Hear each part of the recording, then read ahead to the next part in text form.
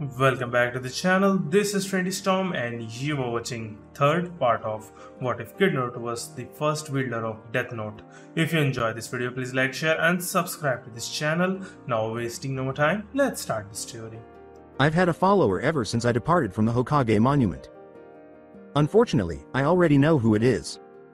With a somber expression, Naruto considered that 2 was better than 1, even though he believed he could win this person over. He already knew that this person was likely aware of the Death Note and that he had been speaking with Ryuk, a shinigami. The blonde with whiskers said, "Let's go," as he walked around the bed to get to the window and sat down, hunched over. Ryuk asked a giddy question just as he was ready to jump. "Hey, what about the Death Note? You said you will give it back to me." But Naruto turned, smirking as he looked at the shinigami. "You know, Ryuk, there's one thing about humans that makes us very interesting," he began, causing the shinigami to regard him bewilderingly. The blonde concluded, laughing, "We can be skilled enough to lie even to the death gods," and then leapt out the window, leaving Ryuk standing there looking red in the face and gaping open like a fish. That cunning little. The shinigami sighed, breathing a trembling breath and letting out a shaky laugh. I have never heard the child laugh until that moment. The following day, Training Ground 3, 6:45 a.m. In a clearing, 3 figures were visible approaching one another through the early morning mist. Sakura silently said, "Yan, good morning," as Sasuke and Naruto, who were both wide awake, simply nodded at her. Ryuk looked left and right, searching for any sign of Kakashi. "Hey, where is that porn sensei of yours? I'm eager to find out what's in the next chapter," Ryuk exclaimed. Naruto looked around the clearing, taking in his surroundings with a neutral expression on his face. "So this is it, huh?" The blonde began to move in the direction of a large tree and thought, pretty open for laying effective traps. Sakura exclaimed in confusion, "Hey Naruto, where are you going? Sensei would be here any second now." The blonde chose to ignore her and sat with his back against the tree trunk, closing his eyes, while Sasuke gave him a gloomy look. Yes, it will take a few hours for him to arrive, Naruto thought to himself as he sat there staring into space. A few hours later. Oof. Hee. Oh, this is good. You're late, exclaimed Sakura and Ryuk, gesturing accusingly at Kakashi, who simply ignored her while the Junin carried on reading his book. Ryuk flew to stand behind Kakashi and exclaimed, "Finally," as he began to giggle while reading that book. With a serene expression on his face, Naruto said, "Let's just get started, okay?" and turned to face Sasuke, Kakashi, and Sakura. Ryuk gave the Junin a sidelong glance as he closed the book, abruptly ceasing to giggle. "I see that everyone is prepared for the survival test this morning," Kakashi said, giving Naruto a sardonic smile. Sakura asked, perplexed, "Survival test?" And the copy ninja nodded, flashing his trademark smile. He made Sakura shake her head like a robot and Ryuk's sweat dropped at his antics. "Of course, didn't I tell you yesterday that all graduates have to go through survival tests to become full-fledged genins and that this test has a failure rate of 66% and also that you're most likely to fail anyway, so why bother becoming a ninja?" he asked. The Junin said, "Oh well, now you know," which caused them all to start perspiring. With serious questioning, Sasuke asked, "What do we have to do?" Their eyes widened in shock as he said, "It's really simple, you just have to take one bell from me. The one who takes a bell will become my apprentice. The rest will be sent back to the academy." Sakura cried out, "What?" as Sasuke squinted. "As I said, the one who gets a bell becomes my apprentice. Due to my busy schedule as an elite Junin of this village, I can't afford a full squad, you know," Kakashi said. "There are 2 bells here, though," Naruto calmly gestured, causing Sakura and Sasuke to glance at his waist. Sakura sighed as he replied, Well, earlier I had thought about bringing 2 bells in the equation, but I changed my mind." The Junin walked over to the post and set an alarm clock on it.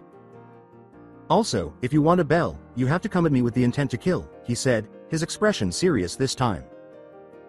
Kakashi concluded with a smile as he moved to stand in front of them, saying, "You have until noon to get a bell. The one you fail gets tied to this post while others would eat their lunch. Also, he or she would be sent back to the academy."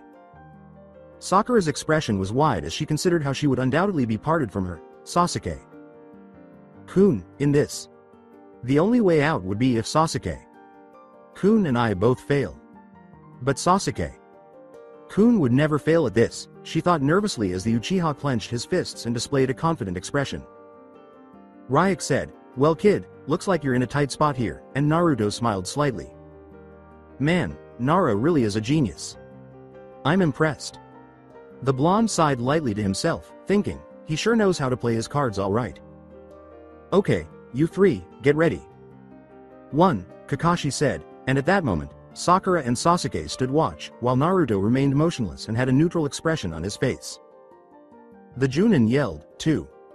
Start!" as the three genins vanished into the surrounding forest and took up their positions. The first shinobi battle skill is effective concealment. Kakashi bellowed over the clearing as a light wind blew through it. "Well, they've done a good job of hiding," the Junin thought as he pulled out his book, though it's not a surprise that I can't sense Naruto-kun at all. Ryuk's eyes lit up as the shinigami flew towards him from where Naruto was hiding. Once more, they're doing a great job at this. Pulling a kunai from his thigh pouch, Naruto thought gravely, just like before, they're hitting two birds with one stone here.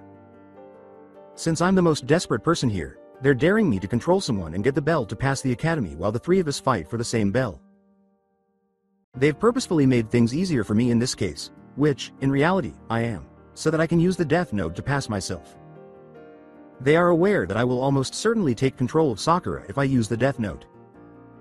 By doing that, her dubious actions under the guise of the death note can be justified by claiming that she passed on purpose in order for me to pass and be reunited with her, Sasuke-kun, in the academy. They have purposefully set up this scenario, which is why they are tempting me, so that when they check Sakura's memories later on, they will be able to expose themselves, or me, if Kira is in charge of me. And since this will be solid evidence against me, they'll probably check my mind if they discover gaps in her memory. In this way, they'll find out that I'm Kira in case I get caught off guard or that Kira is in control of me. They will discover Kira's true intentions, that is, that he wants me to become a ninja, if they discover gaps in my memory, which would indicate that they concluded Kira was manipulating me during the test. Because of this, Kissy will be on high alert because they will believe that Kira is trying to accomplish something by having me become a shinobi. As a result, Gigi will probably be forced to remove me from the shinobi program in order to protect the village. I most certainly cannot permit this. In addition, I have to be cautious because there is a time limit on how many times I can give up ownership of the death note and then get it back. However, since Jijo hasn't yet placed restrictions on Sasuke's memory check, they claim that if he passes, they will examine his memories for any gaps. They will be aware that I will make every effort to pass the test with my ninja abilities in this scenario. Since they are aware that I am holding back, they will discover my true abilities. This is really killing 3 or 4 birds with one stone, as I've just realized. Oh no, I had intended to fabricate another false identity for Kira so that Kissy would focus more on apprehending the fake Kira I had made them believe existed than on me. Naruto thought to himself, now they're focusing on me even more than before, trying to calmly come up with a strategy while hiding his presence. But Kakashi just stood there in the clearing, giggling as he read his book without moving. That scumbag. He can't even look away from that repulsive material right now. When Sakura felt a tap on her shoulder, she thought angrily. Pissed, you gonna sit here all day, Sakura? She asked, shaking her head and causing her eyes to flinch. When Sakura's scream reverberated throughout the room, Naruto and Sasuke both turned to face the sound. Kakashi grinned to himself, that's one down, as Ryuk got lost in the sensual pages of Icha. Icha. I need to try to ring the bell. Naruto thought to himself, I can do it with that jutsu, but I don't want to reveal it now. Hee. Damn you Jiraiya. Sama, Kakashi giggled and muttered as he turned the page. Whoosh. As a kunai passed where his head was, the Junin ducked without opening his eyes. However, when Kakashi noticed an exploding tag on the kunai, his eyes widened slightly. In a blur, he leapt when. Whoa. He turned his head away from the spot where the kunai had been launched due to a small explosion. Clutching the book back into its pouch, the copy ninja thought to himself, well, he sure is serious about the intent to kill part, as Ryuk emerged from the smoke. The shinigami yelled, N. Next time warn me you bastard. In Naruto's direction. Such pointless strikes reveal your location. Declared Kakashi, hurling multiple shuriken into a thick tree that the kunai had streaked toward. Poof. When multiple shuriken shot through some of the bushes where Kakashi had just thrown one, the Junin thought, so it was a shadow clone. This time, a wire that passed through the center of the shuriken was used to attach paper bombs to each one. As he leapt back to skid on the ground as the shuriken struck the earth, Kakashi questioned, more paper bombs? Even so, his eyes narrowed when they didn't burst. CHHRR. He looked up at the sound of rustling leaves, and as he did, he saw about 50 shadow clones of Naruto leaping out of the bushes in his direction. What plans does he have? As the clones neared him, the Junin prepared himself and thought. They raised their fists and went for the frontal assault. Kakashi easily sidestepped the first blow, and as the clones made the ram seal, he saw his eyes narrow in slow motion. The Junin's eyes widened as one of the clones unzipped his jacket and revealed a paper bomb strapped to his chest. Incredible. Whack. But for now, Sasuke was just staring in shock at the scene in front of him. Naruto, he exclaimed, startled by what he saw. Was this the same dead last student from their class? He just stood there, motionless, as the thick cloud of black smoke gradually parted to reveal a crater that was empty of people. But Naruto leapt out of the bush and landed close to the crater, where he went in pursuit of Kakashi. But when he felt someone grab his legs, his eyes widened. KHDRRR. With a serious expression on his face, Kakashi leapt out and pulled the blonde into the ground. He said, "That was a really impressive move, Naruto." "Kun," as the clone gave the Junin a smug look. "I'm not done yet," he whispered. "Oof." Kakashi's eyes grew wide as the blonde exhaled a cloud of smoke. "Oof." A few Narutos leapt at Kakashi, the bell in particular, as the shuriken that the Jinchuriki had earlier thrown into the ground puffed into smoke. The Junin responded instantly, elbowing one Naruto in the back of the neck, causing him to puff out smoke. The shadow clone, who was briefly obscured by smoke, was about to be kicked by Kakashi. The copy ninja exclaimed, "What the heck?" as Sakura emerged from the smoke, holding a kunai, rather than the clone. His eyes grew even wider when he heard a bell ring behind him. "Sensei, it's over," she smirked, causing the Junin to sigh as he realized a bell was missing from his waist. Meanwhile, Sakura stood there puffing smoke, revealing Naruto, who dispelled alongside the other clones. When the Junin turned around, Naruto was standing there grinning and holding a bell in his right hand. The blonde said, "Looks like I passed Sensei," which made Kakashi grin. "So you first threw those tagged shuriken with fake paper bombs to make me dodge when those shuriken were your transformed clones. Then using the smoke from your dispelled clone, you had your other clone deliberately enter the smokescreen, transform into Sakura and surprise me. Using that moment, you took the bell, huh?" The Junin spoke and the blonde with whiskers nodded. "How did you plant bombs on all those clones? When did you have time to do so?" asked the man. The blonde graduate shrugged and said, "Well, you did arrive 3 hours late, that and I was bored. So I set some traps here and there just in case. Such cunning in combat is remarkable. It's a very uncommon quality." He's overcoming his lack of shinobi skill by demonstrating inventiveness with basic academic jutsus and archaic weapons like paper bombs, shuriken, and kunai. And it appears that he made the most of Hokage Sama's week long leave of absence. In just 7 days, he's nearly perfected the art of shadow cloning. Without the Sharingan, I doubt I could tell the difference between the real him and the clone. Kakashi grinned at the blonde Jinchuriki, thinking, he really is some kind of a genius, to think up of plans like these in a matter of seconds. The blonde's eyes widened as he said, "Gomen Naruto." "Kun, it isn't over yet," as the copy ninja puffed out smoke and the bell he was holding turned stone. Cinching the stone firmly in his hands, Naruto narrowed his eyes. He heard a voice behind him and thought, yeah, this isn't going to work. Kakashi, who was crouching and making the tiger hand seal, said, "Never let your opponent get behind you," causing the blonde to turn around. The Junin pointed his index fingers at the blonde's ass while he cried out, "Senin Garashi. 1,000 years of death. Oof. Goddammit." When Naruto puffed out smoke, revealing that he was also a shadow clone, Kakashi secretly exclaimed. It appears that he hasn't left his hiding spot since the test began. The copy ninja thought to himself as he stood up, it's quite the surprise as to how much he was holding back during the academy. Kaden. Gukakyu no Jutsu. Fire release. Fireball technique. Sasuke yelled as Kakashi launched a fireball the size of a human from his mouth at the stationary Junin while he was standing several meters away from him.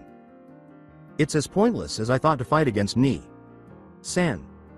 Naruto, who was hiding in the bushes and watching Sasuke and Kakashi fight, thought, he is the famed Sharingan no Kakashi after all, the shinobi who has copied over 1,000 jutsus. His eyes widened slightly at that realization. Aha! There is a way. As he moved surreptitiously through the bushes, he thought somberly. Right now, Sasuke was looking for the Junin while standing in front of a crater left by the fireball.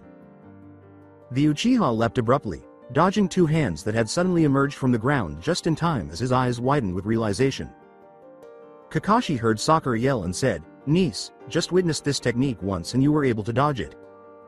Sasuke-kun. What?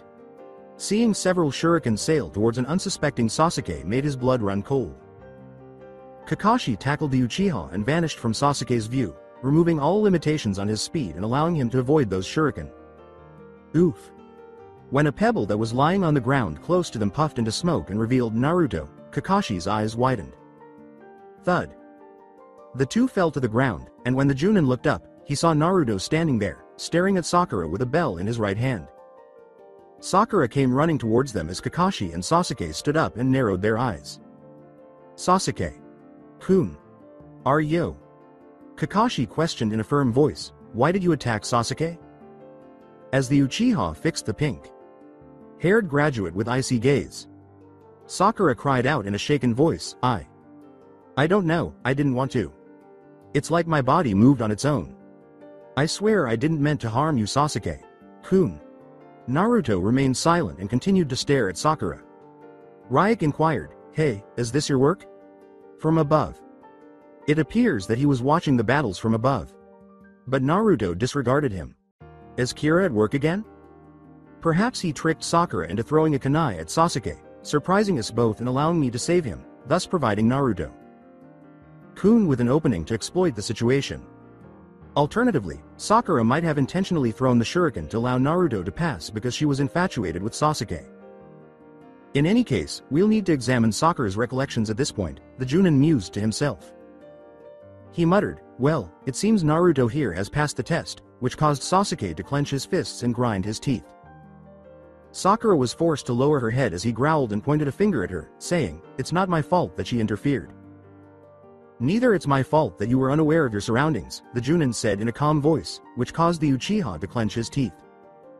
I didn't anticipate an assault from a fellow team member, he stated firmly in a low voice that caused the copy ninja to sigh. The Uchiha lowered his head, his fists clenched at his sides as the Junin asked seriously, Asuna puppet user during a war attaches chakra strings to Sakura's arms and makes her fire a much more destructive attack than just those shuriken, then? You still going to complain that you weren't ready for your teammate to attack you? A few minutes later, Sakura cried out in frustration, why'd I have to be tied like this while they eat their lunch, sensei? She blushed in embarrassment as Kakashi asked, because you didn't do anything except fall for a weak genjutsu. Aren't you supposed to be good at genjutsu? Naruto and Sasuke were currently sitting beside her on either side, silently eating their lunch. Sasuke snapped his head upward at the Junin's smile, Tell you what?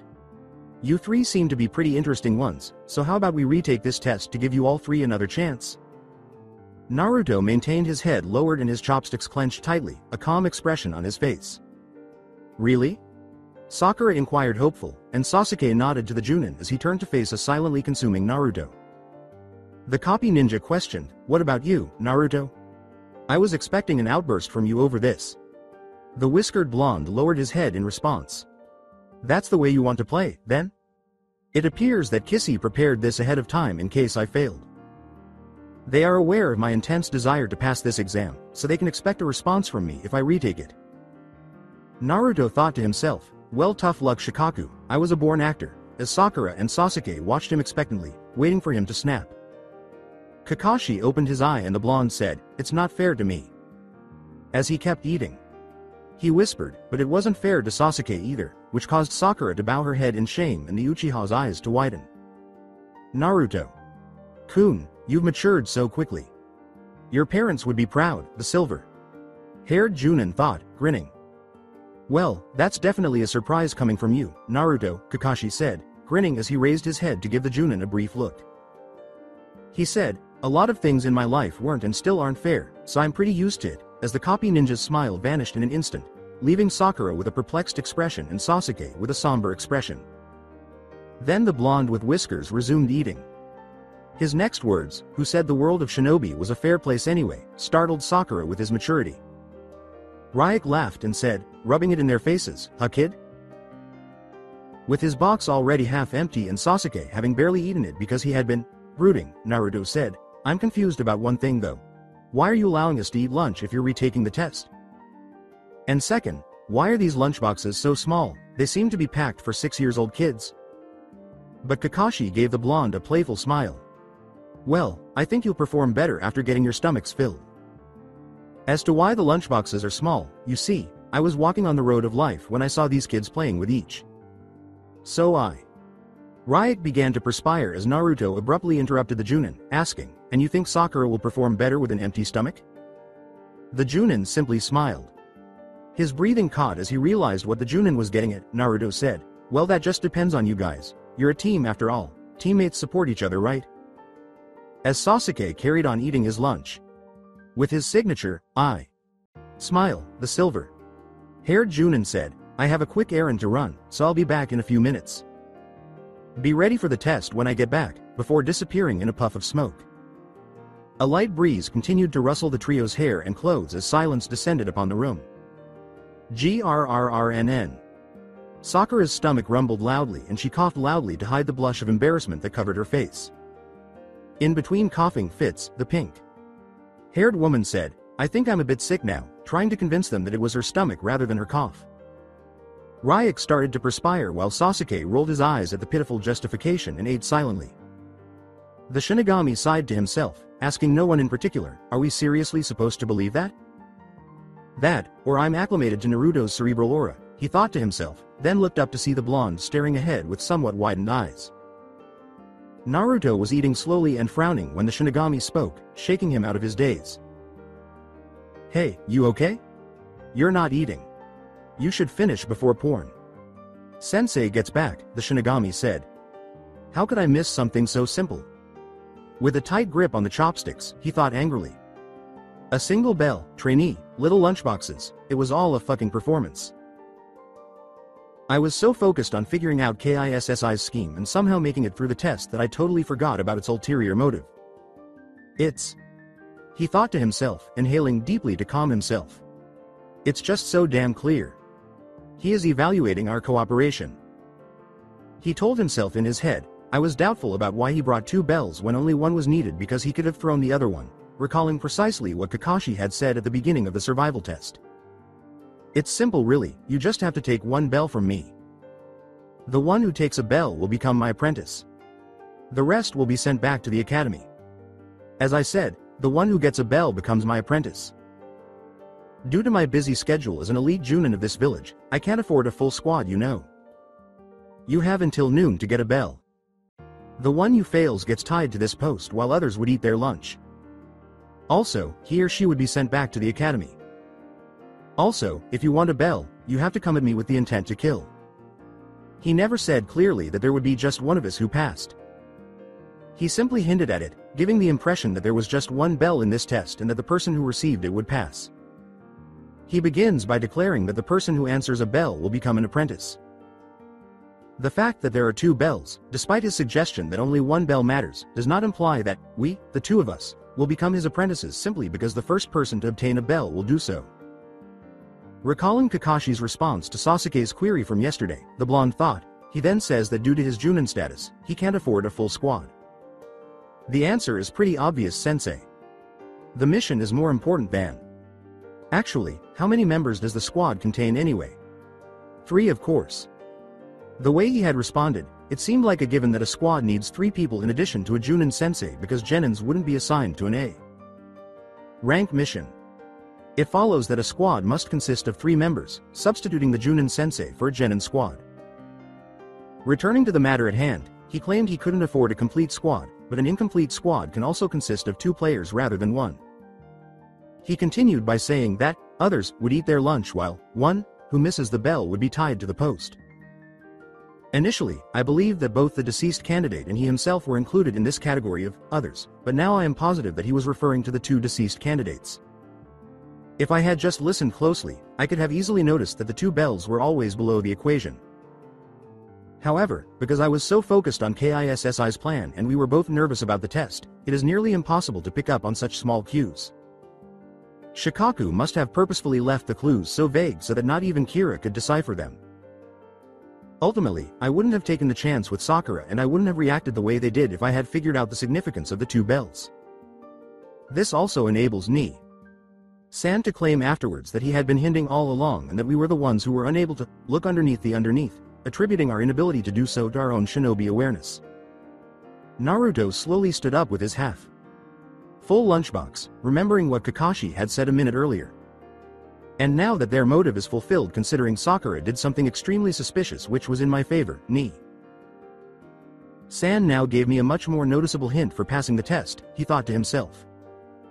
Well, that just depends on you guys, you're a team after all, teammates support each other, right? He purposefully dropped a clue, and a very strong one at that. Colleagues encourage one another. This is blatantly obvious given the test's overall goal. To get the bells, or a bell as to what we understood back there, we were supposed to work as a team. It's also clear from his remarks from yesterday that he places a high value on teamwork, saying that those who desert their allies are worse than trash. For this reason, he tied Sakura around the post and made us eat lunch in front of her. He then pretended to be running an errand and wanted to know if we shared or didn't share our lunch with her. This explains the diminutive size of these lunchboxes. He knew that we would quickly finish a small lunchbox because he knows how hungry we are. He is putting us to the test by asking us to share our meager lunch with our teammate, even though we are starving ourselves. As he brought the chopsticks containing some rice close to Sakura's mouth, the blonde wondered if that was what he meant when he said that teammates should support one another. Sasuke raised an eyebrow at him as he muttered, "Here," as a look of surprise crossed her face. But Sensei said duh. The Uchiha stopped eating and had a thoughtful expression on his face. If we want to get the bells, we have to fight him together. We can't take a Junin like him by just one of us, the blonde said. Sakura started eating quickly and nodded. She said, "Thanks, Naruto," with gratitude as he looked at Sasuke, who was slowly getting to his feet and sighed to himself. The Uchiha mumbled, "Fine, here you go," and extended his food. Sakura grinned and said, "Sasuke-kun." Naruto grinned at him as his eyebrows twitched and Sakura's eyes turned into hearts. Ryuk said, "Hey, you think this the right move? He might fail you guys, there's a reason he tied her to the post, you know," while Naruto was still feeding Sakura. After 2 hours, Sakura, still bound to the post, growled in her stomach and said, "Where is he?" in a low voice. While Naruto was still lying next to the post, sleeping, Sasuke had gone to sit under a tree a short distance away. The blonde was sleeping soundly right now, a slight breeze still blowing through the room, his jacket open to reveal his black shirt. Man, I still can't believe this kid can sleep with such a peaceful look on his face after all the things he's been through, Ryuk was thinking to himself as he was staring at the blonde when Sakura turned to look at Naruto, her cheeks blushing slightly. With a small smile on her face, she thought, he does look cute when sleeping. Since leaving the academy, he's undergone significant transformation. What could have happened to cause this kind of change? Looking at him now, I'm confused, she thought to herself. Oof. Not having the energy to yell at him, she gave him a murderous glare as Kakashi smiled and exclaimed, "Yo." Sasuke strolled over to stand next to Sakura, an irritated look on his face, while Naruto remained in his sleep. "Hey Naruto, sensei is he. No need to wake him up, you three have passed already." Kakashi cut Sakura off with a smile, causing her and Sasuke's eyes to widen in disbelief. The Junin laughed as the Uchiha merely asked, his face expressionless. "What?" he said, "I said you three pass. We are now officially Team 7, as they kept staring at him in an attempt to decipher his words. A few minutes later, Sakura's eyebrows twitched at Kakashi's words, so, as you see, this was about teamwork all along. It seems Naruto saved your cute lil asses today, while Sasuke simply sighed to himself. Ryuk looked at the blonde who was still asleep and said, "I think porn. Sensei is bi. What do you think, Naruto?" It's true that you're still sleeping, he said. The Junin looked at the blonde Jinchuriki and said, well, tell Naruto that we start doing missions from tomorrow onwards. Meet me here at 11 in the morning, before taking a puff of smoke. Sakura turned to face Sasuke as he began to leave without saying anything. She yelled, hey Sasuke-kun. Don't leave me. At least untie me. As he carried on moving, Sakura bowed her head and sighed. She muttered to herself, defeated, why does he keep ignoring me? Then realized Naruto was still asleep.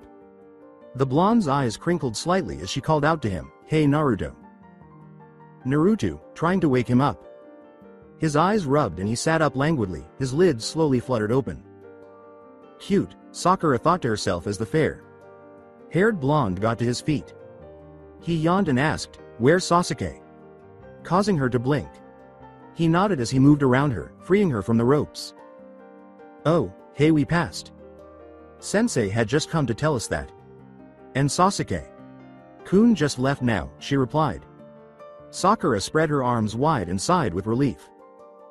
He muttered, I see. His face wearing a contemplative expression. He thought to himself, so he never intended to take the test again after all, as the pink-haired genin spoke. Sakura said, hey, you don't look so excited, I thought you'd be the happiest of us, which caused him to give her an odd look. Unlike before, though, she seemed to be speaking to him like a regular person now. He muttered, no, I'm happy. It's just that I don't have the energy to grin like an idiot, which caused her to partially giggle. Naruto glanced toward the carved faces of the Hokage and thought, I think all of them should have noticed by now. Sakura grinned and said, hey Naruto, since you gave me your lunch, I think I should treat you to lunch too. She was happy to be a kunoichi at last and she jolted the blonde out of his staring stupor. He said neutrally, huh? Oh, thanks for the offer but I'll pass. I have some important work to do, Sakura, and her smile faltered slightly. He nodded as she said, oh. Well, see you tomorrow I guess. She had a slight smile on her face. He started walking toward Hokage's monument and the blonde turned around, waving his right lazily. He said, yeah sure.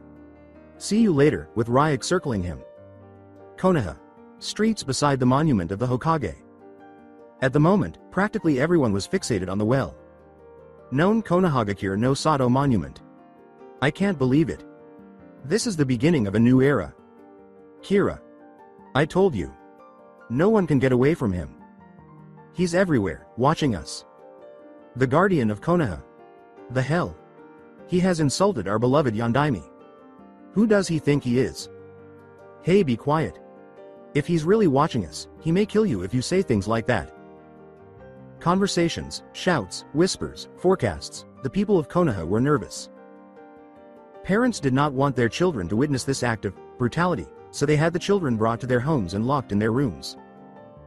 At this moment, the emotions that could divide the Konoha population were fear and hatred as well as a sense of security. People were standing on rooftops, balconies, and streets, their gazes fixed on the carved face of their beloved Yondaime Hokage, with expressions on their faces that spoke of wonder, fear, and comprehension. Inoichi was standing next to Hiruzen on the roof of Hokage's building when he said, Hokage. Sama, I understand what he means to say. But, what are those numbers? What should we do? With a serious expression. The elderly leader let out a sigh, his thoughts racing. He stared at the lifeless body of a man hanging upside down from a rope that was fastened to the base of the Yondaime's nose. We'll leave that to Shikaku, Ibiki, and the cryptographic department. Right now, I think it's best if we cover it up with a strong genjutsu and make the place off limits for anyone except us, he said without moving. Hiruzen thought grimly, unfazed by the horrific sight of the blood. Soaked, naked body with a vital body part missing. It's better if we don't pull out the body or rub the message, we need to decipher it first. Inoichi said in an uneasy tone, this Kira really looks like a sadist to me. Ibiki, who was standing next to them with a few other Junins, muttered, well, it looks like he's had some experience in torture and interrogation, while Hiruzen remained silent. Thanks. After landing on his apartment's roof, Naruto looked at the monument with a serious expression on his face, but on the inside, he was grinning with delight. Examining the Yondaime's modified face like many others, Ryuk exclaimed in shock, hey yo. Whoa. Holy shit. So this is what you were planning? The shinigami asked, nodding at the blonde. When did you get the time to do this? No, wait. You made someone else do this bloody stuff for you, right? With a small smirk on his face, Naruto surveyed his surroundings and noticed that shinobi and civilians alike were gathered on the roofs, their attention drawn by this latest stunt. He moved his focus to the Yondaimi's massively carved forehead, studying Kira's message, which was written in blood with a hint of icy humor in his deep oceanic pools. Konoha. T&I Department. Ibiki's office, 1:23 p.m. I appreciate you all coming, Hokage. Sama. Shikaku sighed as he and the other Kissy members sat around the oval polished table with multiple photos spread out on it. It's nothing. Besides, I myself was going to request an immediate meeting because of Kira's latest stunt, Hiruzen said, twirling his fingers in front of his mouth, as the others sat there looking serious. Shikaku picked up the photos and took one, then gave the others to Inoichi, asking him to show the others. The Nara peered intently at each of the three as Hiruzen, Kakashi, and Ibiki started examining it critically. They remained silent and continued to stare at the message. So these are the photographs of the Kira's message before the Genjutsu was put up there, he said. The Sandaime Hokage looked at the slothful Nara and said, Well, I have sent these photographs to the cryptographic department, let's see what they can come up with. However, I'm expecting you to solve this, Shikaku. Inoichi leaned back in his seat and stared at the ceiling as Shikaku said, Well, so far, I haven't been able to deduce anything from this. The first two sequence of numbers just don't make any sense to me so far. As for the numbers between Kira's message, they too aren't making sense.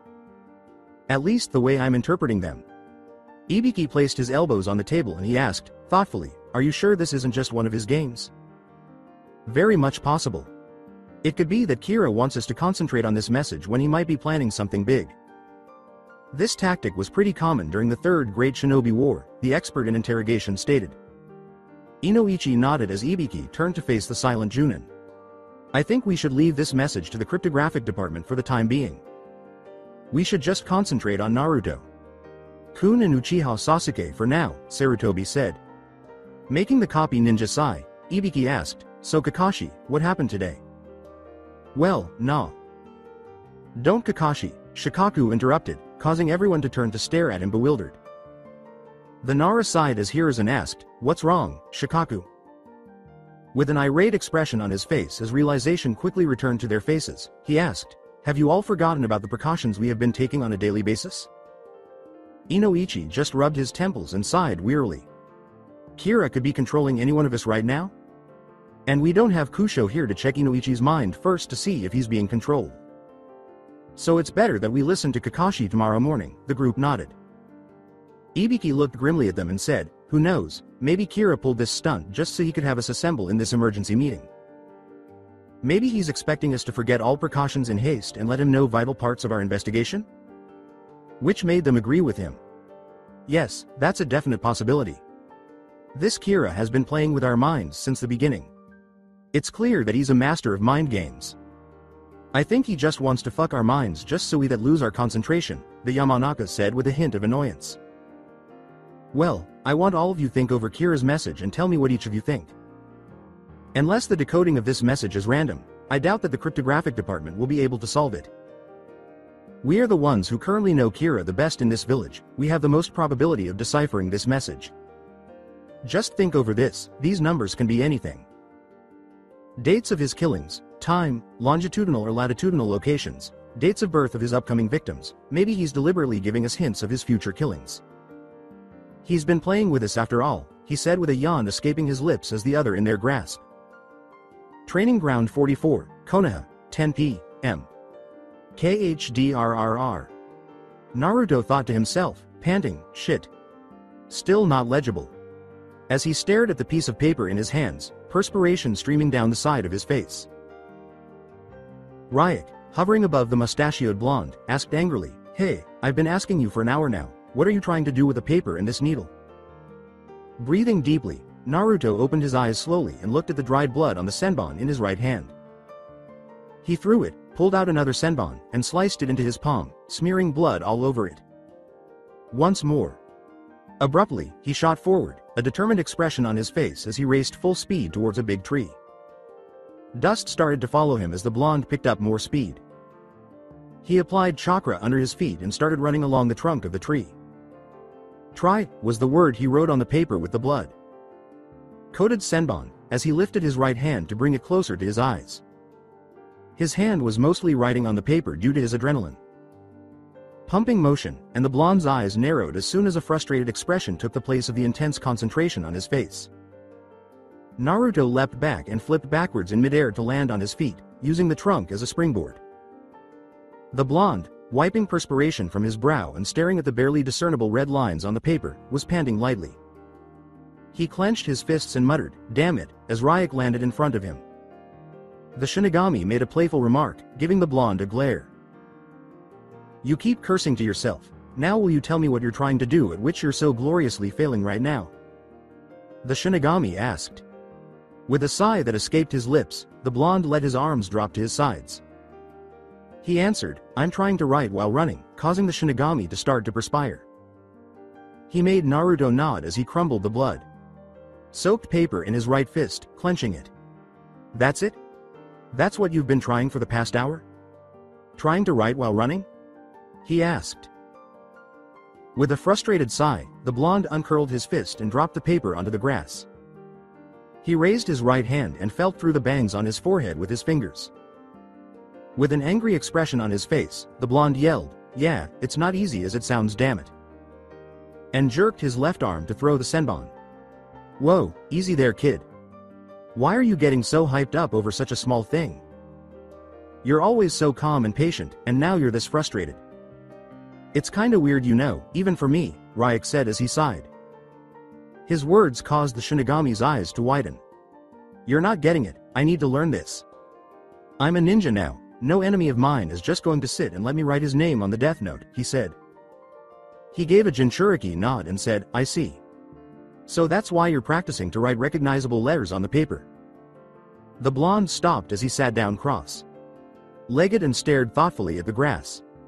"That's right. I have to practice my writing when I'm in motion, when I'm jumping, when I'm running up the trees or water, when I'm in midair. I have to perfect these things if I have to use the death note effectively from now on. Until now, I had only used death note in my room, when there was no threat to me, no one targeting me, no one trapping me in a genjutsu, or throwing ninjutsu at me. But from now on, it's going to be extremely difficult.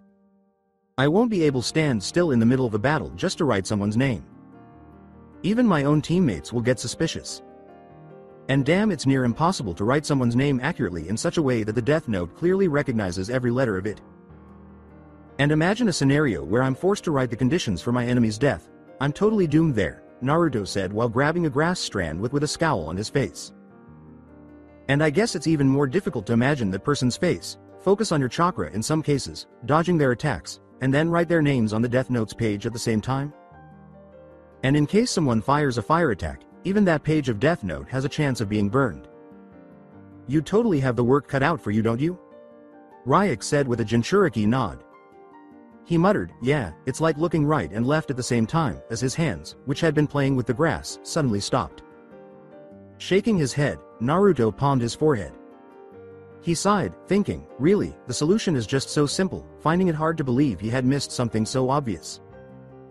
The blonde stood up and sealed his hands together. As Naruto smirked at Ryuk, he asked incomprehensively, "Huh? What's wrong?" "Taju Kage Bunshin no Jutsu. Multi-shadow clone technique." "Oof." The shinigami looked around him at the hundreds of clones that filled the clearing, and he was surprised to say, "Holy." As he snapped his head back to the original Naruto, his eyes widened with realization. He nodded at the blonde and said, "I see. So you're going to use that secret ability of the shadow clones, right?" Naruto yelled as he pulled out a senbon, threw it into the air, and performed a few hand seals. "Okay guys. I want you to take a leaf and try to write on it using your blood. Kage Senbon no Jutsu. Shadow Senbon technique." Ryuk's expression turned to one of surprise as hundreds of senbon descended from the sky, and each clone picked one up and began working. The blonde was standing there silently studying his clones when the shinigami said, "Hey, this was cool. When did you learn this technique?" Ryuk realized something else, and he said, "Remember that owner of the weapons store I killed? Well, He also happened to have a scroll of useful techniques regarding those weapons, such as this. The shinigami laughed and said, "Hey, wouldn't your clones dispel if they tried to draw blood? Last time I checked, they looked like the most fragile beings on the planet." Naruto rolled his eyes at the corny joke. The Jinchuriki answered, watching his clones jump around the place and cursing all the while because they couldn't even write one letter on the leaf. "Well, if you don't know, I trained solely on this jutsu for the whole week and have almost perfected it. So you don't have to worry about them getting dispelled so easily." It was funny to watch how they struggled to make even a smooth contact on the leaf's surface so they could at least write something. Anything. Occasionally, because of their abrupt motion, the senbon would just tear through the leaf or rather would miss its mark. Well, perhaps I should think about using something other than the senbon? As he massaged the back of his neck, Naruto pondered. He muttered, "You know, after they get done with this, I also have to train my left hand to write while in motion. I'm already ambidextrous as it is," which caused Ryuk to turn to face him in shock. His question, "Why would you want to do that? Isn't your right hand enough?" caused the blonde to raise an eyebrow while displaying a bored expression. Ryuk started to perspire as Naruto deadpanned, "What if my right arm gets chopped off?" How can he discuss the severing of his right arm with such casualness? I mean, really, he's not your typical human. The shinigami shrugged and asked, "Okay? What if both of your arms get chopped off?" The blonde answered, "I guess I can try to write on the death note while holding the senbon in my mouth. Desperate times call for desperate measures after all." When Naruto lifted his head to meet the shinigami's inquisitive gaze, Ryuk responded with a playful grin, "What if your mouth gets sealed by some form of fuinjutsu?" The shinigami recognized Ryuk's trademark smirk, which caused him to expect nothing less than fierce from the blonde human on every occasion. Oh my goodness, he's going to reveal something that only his wild imagination can imagine, Ryuk thought excitedly as he watched Naruto's smile grow wider. "It's easy, Ryuk," he trailed off as the shinigami leaned in to respond, eager to find out what the Jinchuriki was planning this time. He said, "I'll be dead," causing Ryuk to collapse onto the ground. The whiskered blonde simply ignored the shinigami, staring at his clones with a neutral expression on his face. "What the hell's that supposed to mean? You'll just give up?" The shinigami yelled comically. "It's not like I'm the god or anything, right? I'm a human, I'm bound to make mistakes, and those mistakes will ultimately lead me to give up the death note," Naruto said calmly to himself, and Ryuk was once again taken aback by what the blonde had to say. "One should know when to give up. And a time will come when I'll have to give up the ownership of the death note and return it to you, no matter how prepared I am," the blonde added. "He seems ready for anything and everything, including failure and death. What sort of a person is he?" The majority of beings simply refuse to acknowledge that, should they come into possession of a death note, they could be killed or defeated. They begin to dream fanciful fantasies of ruling the world, of being gods or angels, etc. They believe that as long as they have something like Death Note with them, they will never be defeated.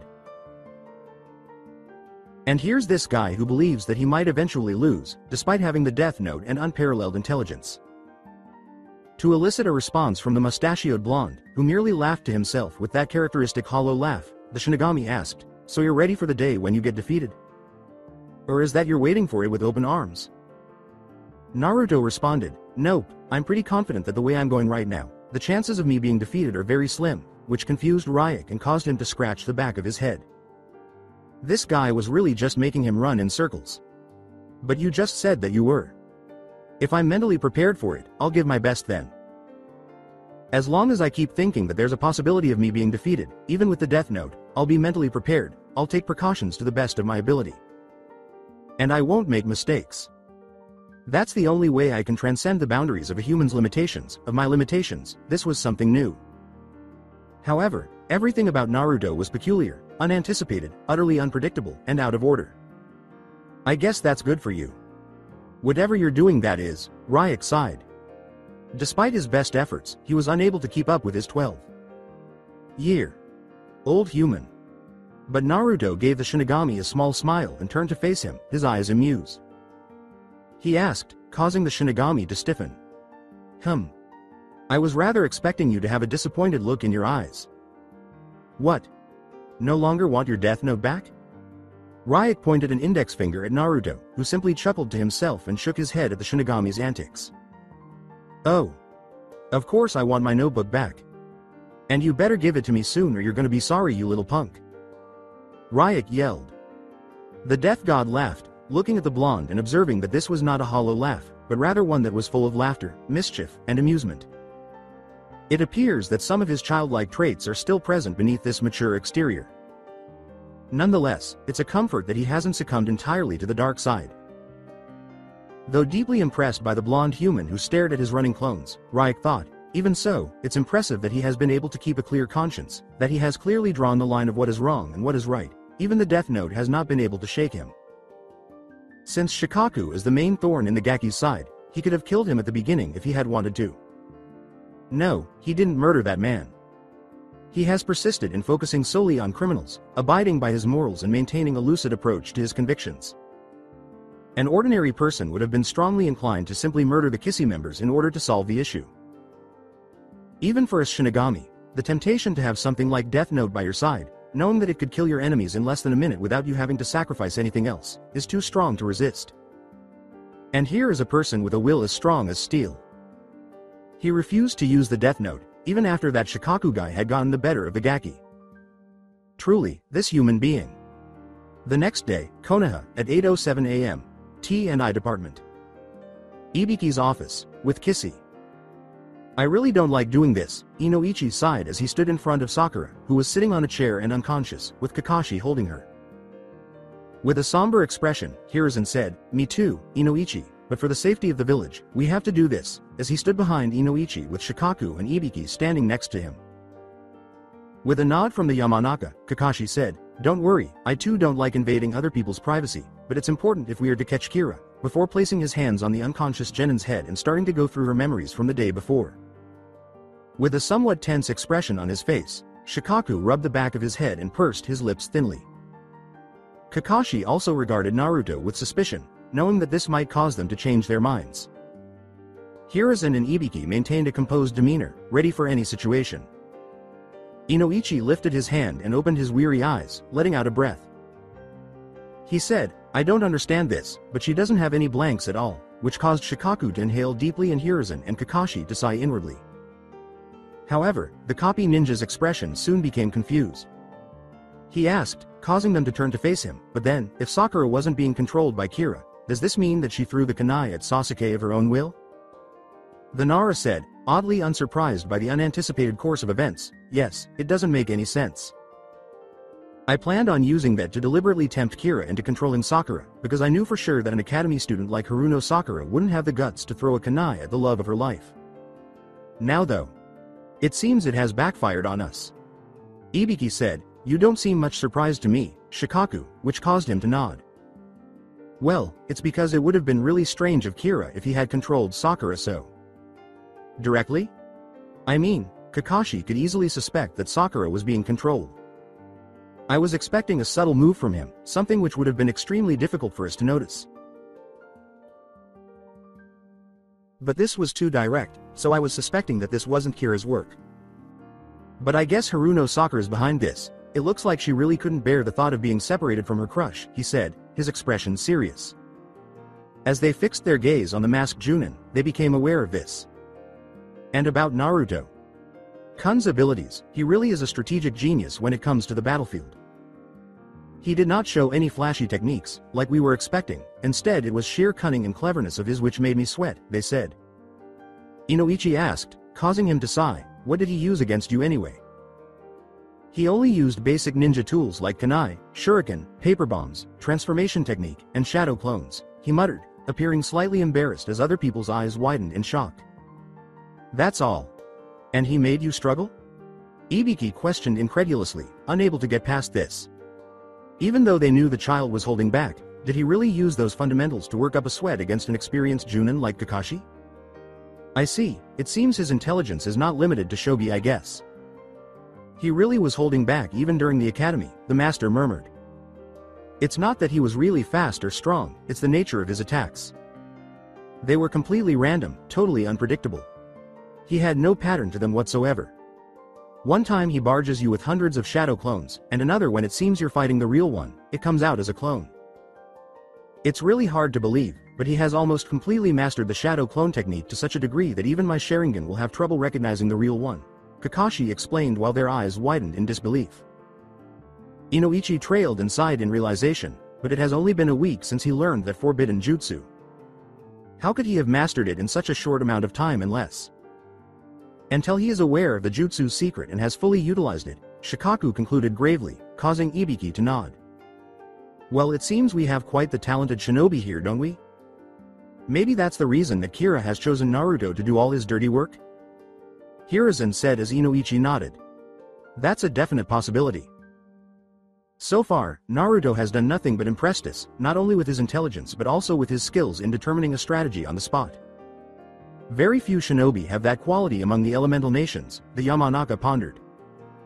You can find many shinobi using powerful jutsu with no brains, but very few shinobi have existed who could use basic jutsu lethally to such an extent. I mean, he did trick me with just a simple transformation, Kakashi said, his voice slightly surprised by his own pride. You were duped by a metamorphosis technique. By a genin? Ibiki asked, causing the Junin to blink and take a quick look. You said something? The interrogator sighed at the antics of his fellow Junin, a vein popping in his forehead. The copy ninja said, I think I should take Sakura back, and Hiruzen nodded. The Junin took up the genin in a bridal manner and puffed into the smoke alongside her. Inoichi inquired, causing the Hokage to sigh, Hokage. Sama, any news from the cryptoanalysis squad assigned to decipher Kira's message?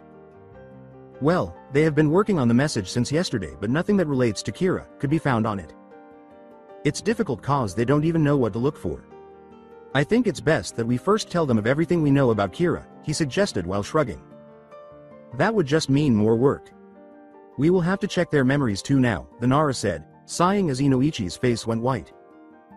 Having to check the recollections of so many people in one day made him realize how hard his work would be. Though he may be the group's smartest member, Shikaku most likely had to put in the most effort here.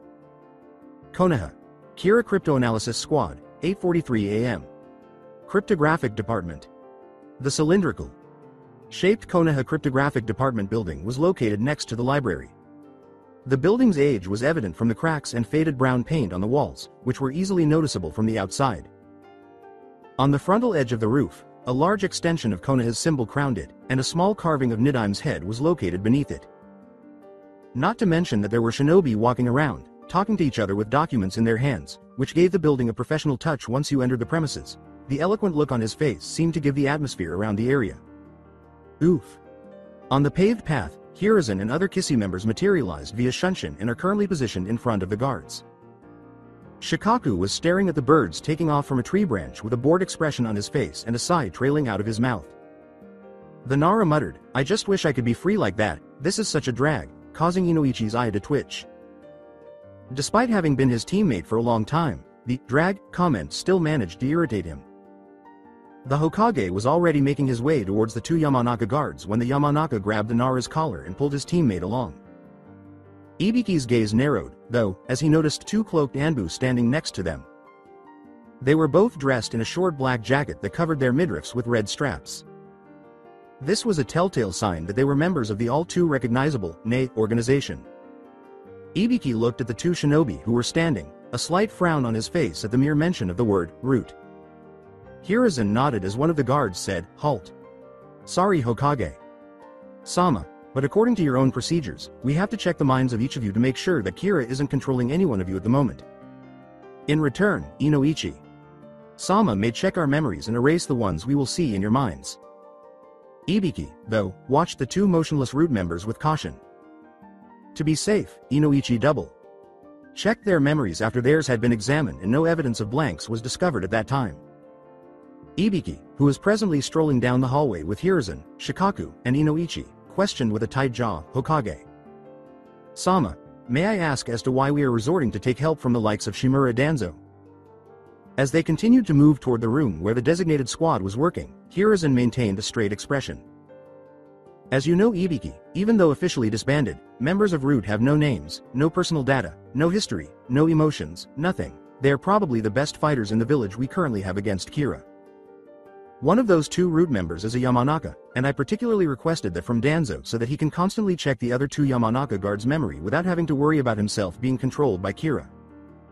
I don't like this as much as you Ibiki, but for the village, we have to do this, he explained as he headed toward the end of the hallway. 4 guards were standing here once more, 2 of them Akamichi and 2 of them Root members. They entered the chamber after having their memories checked once more, this time by the Nei member, much to the chagrin of Ibiki and Inoichi. The office was rather large, with a library structure and files arranged vertically. In the corner was a large desktop computer running Windows 8 that appeared to be used by multiple people. As the squad worked on the codes, scrolls and coffee mugs were strewn all over the table. The squad members were reading the scrolls to look for message patterns or leads. Hiruzen briefly displayed an apologetic expression in his eyes as the dark circles under their eyes accurately represented their working hours. The Hokage gestured for them to continue as he looked around the room for the person he was looking for, observing that a few of the members had stopped working upon seeing them. With a bored expression on his face, Shikaku asked, glancing at the pictures and scrolls on the tables in front of him. So, who's the squad leader here? After descending a short set of stairs, they followed Hiruzen as he made his way to the remote corner of the office that resembled a library. Shikaku, Inoichi, and Ibiki were perplexed as to the Hokage's destination, but the Nara simply shrugged and stuffed his hands in his pockets, appreciating the brief moment of quiet he had been granted. They saw a woman in her late teens sitting in front of a large table as they passed the second. 2. Last shelf. With 10 empty cups arranged in a line next to her, she was reading a scroll at the moment with a focused expression on her face. The table was covered in open scrolls, some of which were hanging by the edges and some of which were taking up considerable space on the floor. Together with Inoichi, Ibiki had a surprised expression on his face, while Shikaku gave the woman a curious glance while keeping his eyes half closed as usual. As Hiruzen's expression grew solemn, Ibiki's eyes began to enlarge with realization. He can't be serious, I thought. The previously focused girl jerked in surprise as she snapped her head in their direction when the Hokage called, Shiho. San. The blonde woman stumbled to her feet and bowed respectfully to him, saying, H. Hokage. Sama. His grandfatherly smile, easy there Shiho. San, made her smile back, but it quickly faded when she saw the others staring at her.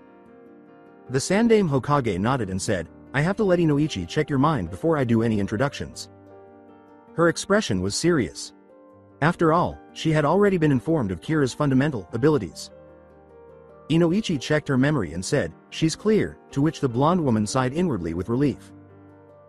The idea that they could be manipulated by someone without even realizing it was so unsettling that it actually alarmed her. Alright, well, these are the members of the secret group I told you about, the one I formed to counter Kira.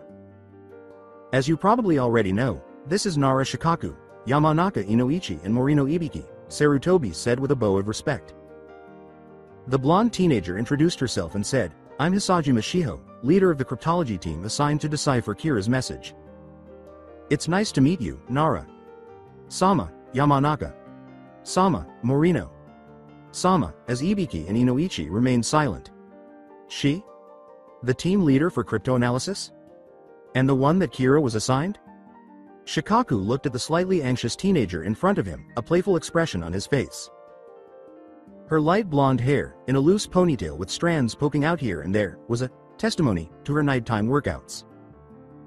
She had her red dress on top of a white lab coat, and her forehead protector was sewn on the back of a sash that was fastened around her waist.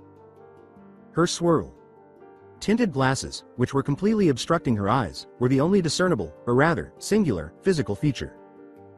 Shikaku laughed idly as he felt Hiruzen glaring at him at the insidious jab. You don't have to be all formal in front of us, Shiho. San, and no need to give us so much respect. Makes me feel like an old geezer, Shikaku said lazily. So you are the squad leader, Shiho. San? Inoichi inquired, causing her to scowl a little inside. H. Hi Yamanaka. Sama, she responded, as Ibiki was still processing this realization. Sensing their surprise, Hiruzen shot them a sharp glance. The blonde teen softly smiled as the Hokage sternly said, Inoichi, Ibiki. You don't have to doubt her. Believe me, her position as the squad leader is completely justified, and it's because she has earned it. So you don't have to doubt her abilities. Knowing that the Hokage, at least, believed in her abilities warmed her heart. Ibiki expressed himself clearly, not holding back, as Shiho lowered her head. I think she's young for the task, Hokage. Sama. I know, and I'm not doubting her, Hokage. Sama. It's rather the circumstances. No offense to you, Shiho-san, but Hokage. Sama, we all know what's at stake. We are facing Kira here. We don't mean to be rude, Shiho-san. You must be some kind of a prodigy to have been appointed as the squad leader regarding Kira's case. But Ibiki is trying to say that we need experience here. We are dealing with the likes of Kira, someone who can kill you in a heartbeat. 1 second you'll be working on his message, and the next instant you might die by heart attack. I'm just not sure if you're psychologically ready for this, Shiho-san. Or rather, would you be willing to put your life on the line at such a young age? Your profession usually doesn't demand such risks, and we just want to make sure if you're ready for the consequences, explained in a sympathetic tone. The teenager lowered her head. It wasn't as if Hiruzen had any doubts about her abilities or anything. He was just about to say something. In fact, not wanting to put their lives in danger, every other seasoned shinobi in the cryptoanalysis department had backed out of this. Hiruzen could have forced them to do it because he was the Hokage, but he couldn't do that because of his shinobi codes and morals. At least not with regard to his fellow villagers. In addition, they required a willing applicant for this position, and as fate would have it, Shiho was the only one of the gifted cryptologists to have come forward. But the Hokage had to make sure she understood what she was getting into before putting her on this case. But her response had been limited to one line, and it was quite obvious. I'm willing to risk my life, Yamanaka. Sama, and I want to catch Kira, Shikaku said with a tiny smirk on his face as he moved to the table, causing Ibiki's eyes to widen. Ibiki looked at Hiruzen, who had a proud expression on his face, and said, I see then. With a serious expression. Then I look forward to working with you, he said, eliciting a radiant smile from her. Inoichi grinned and nodded in agreement. The interrogation specialist stated with a serious expression, and you don't have to worry about getting yourself killed, as Kira hasn't killed any innocent people. Well, unless you have shown some form of hatred physically towards one Uzumaki Naruto, which caused Hiruzen to scowl at him and Shiho to become alert. No, I don't hate him or anything like that, and I haven't done anything in the past. I think he at least brightens up your day. I don't think the village would be the same it has been the past few years without him. Even though the people hate him, still, by his pranks, he does remove that dull atmosphere after what took place 12 years ago, she said with a grin on her face. Hiruzen raised an inquisitive eyebrow. I assure you that we have hired the right person here, Ibiki. Now you, if you don't mind, stop doubting her, she doesn't need to prove her worth to anyone, the somewhat stern sounding Hokage said. Shikaku blushed in embarrassment and adjusted her glasses as she asked, so Shiho-san, any progress with decrypting the message? She honestly replied, getting him to nod, Well, not yet. I just don't know what to look for. I've made some assumptions but they don't lead me anywhere, something which makes sense. He sat down and Ibiki walked over to her table, staring at the big zoomed in photo of the message. Clearly, this message was also a slight to Yondaime Sama. Writing about sneezing and rapists emerging, and having the victim hang nude beneath his nose. It's almost like Kira is implying that these rapists emerged during Yondaime Sama's rule, the interrogation specialist said, his expression thoughtful. Yeah, but it's way too obvious. So obvious that even the villagers instantly knew that he was insulting the Yondaime. The Kira we personally know is not so obvious, he's extremely subtle, clever, master of deception, he's a genius, Shikaku said with a grin on his face. They nodded as she asked, personally know? So have had run-ins with him? Even though we've never met him, you could say we know him the best in the village, Inoichi said, giving a small nod in response. She then moved to sit in front of Ibiki and looked down at the rough notes and scrolls she had written. I'm sure you have also speculated that these numbers could be dates regarding when Kira kills, or maybe the dates of his next kills. These can be the time, longitude or latitude numbers to direct the location, it could be just about anything. It's definitely not any of the secret leaf codes that we cryptographers are taught, and which is used by all the ninja of higher ranks in the village, she said as Shikaku approached her and stared at the text. Looking at the message with widening eyes, the Nara asked, 211,383,221,211. Here the first two numbers, 21. 21, that was the day when Kira's first victim, Hitsugaki Akabashi, died, right? He nodded as Shiho asked, are you sure? It could be that the remaining set of numbers could be the dates of his future killings. 13, 8, 3, 22, 12, 11. What do you guys say? These dates could be for this month, right?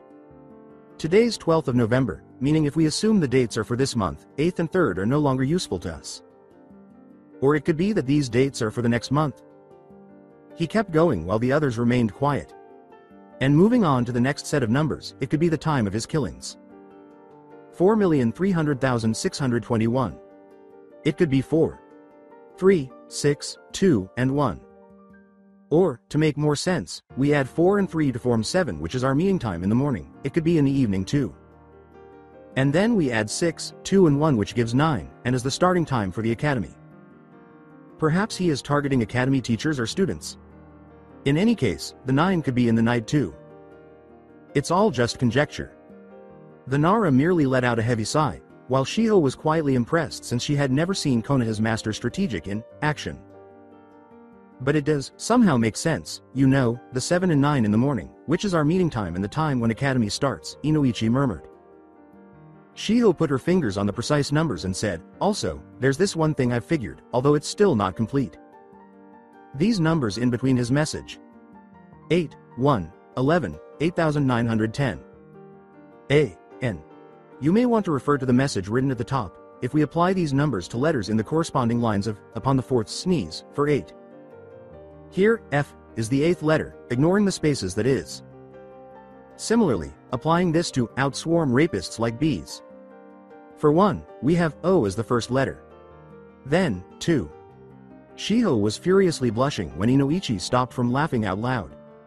She stammered, pointing with her index finger at the picture. T. This line. Ibiki smirked and said, no sperm his dick shall hath, as Inoichi bit his lip in amusement at the unfortunate girl. Feeling Hiruzen's glare, he instantly composed himself, while Shikaku's expression was amused. They had bewildered expressions on their faces as she trailed, why? Yes. Th. This one. You see, here, D, is the 11th letter. So, combining the 3 letters, we have FOD. Inoichi questioned, FOD? As in, fear of death. Shiho gave him a strange look as she glanced at him, which made him tensely smile. He muttered, ahihi. Gomen, as the others were lost in thought. FOD. FOD FOD? By FOD, what could he mean? Hiruzen's eyes widened in what might have been a realization. Forest of Death? Shikaku, Hiruzen, and Ibiki all said at the same time, causing Inoichi's eyes to enlarge and Shiho to nod. That's what I deduced too. It could be the location he's indirectly pointing to us. Now joining this with what Shikaku San said, it could be that on those dates and times, the victim's body would be found at Forest of Death, the training ground 44, she said as the other Kissy members took their places. Inoichi argued, causing Ibiki to hum silently. But the number 8,910? Obviously there's no letter in Kuz at 2 a.m., he faced Kira's wrath, corresponding to this number, Inoichi said. If we just... Shiho and Shikaku began at the same time, forcing them to glance at one another. When he smirked, Shiho was about to stammer out an apology. Go on, Shiho. San, he said, getting her to nod. With a look of surprise on his face, she whispered, well, Inoichi. Sama, if we just take the numbers separately as 8, 9, and 10. Then we get 2 a.m. as the letters corresponding to it. Oh yeah, then it's FOD, and 2 a.m. at 2 in the morning at Forest of Death.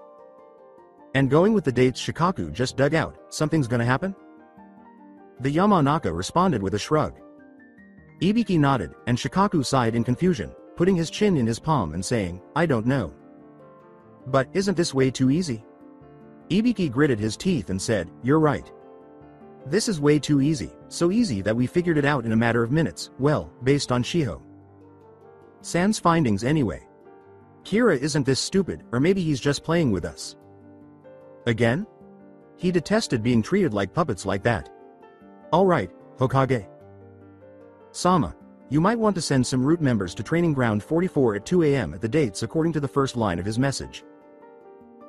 If we don't find anything, then most likely he's playing with us, Shikaku said while nodding to Sarutobi. The Nara said, blushing in shame, as for you, Shiho San, I have to say, I'm very impressed with the way you were able to deduce things with limited information on Kira. I can say I trust you now. Inoichi asked, startled. Hey, you were testing her? Which caused him to nod.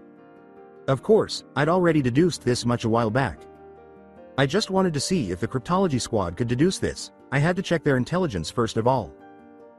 Cryptology may require high level of mathematics along with a keen eye.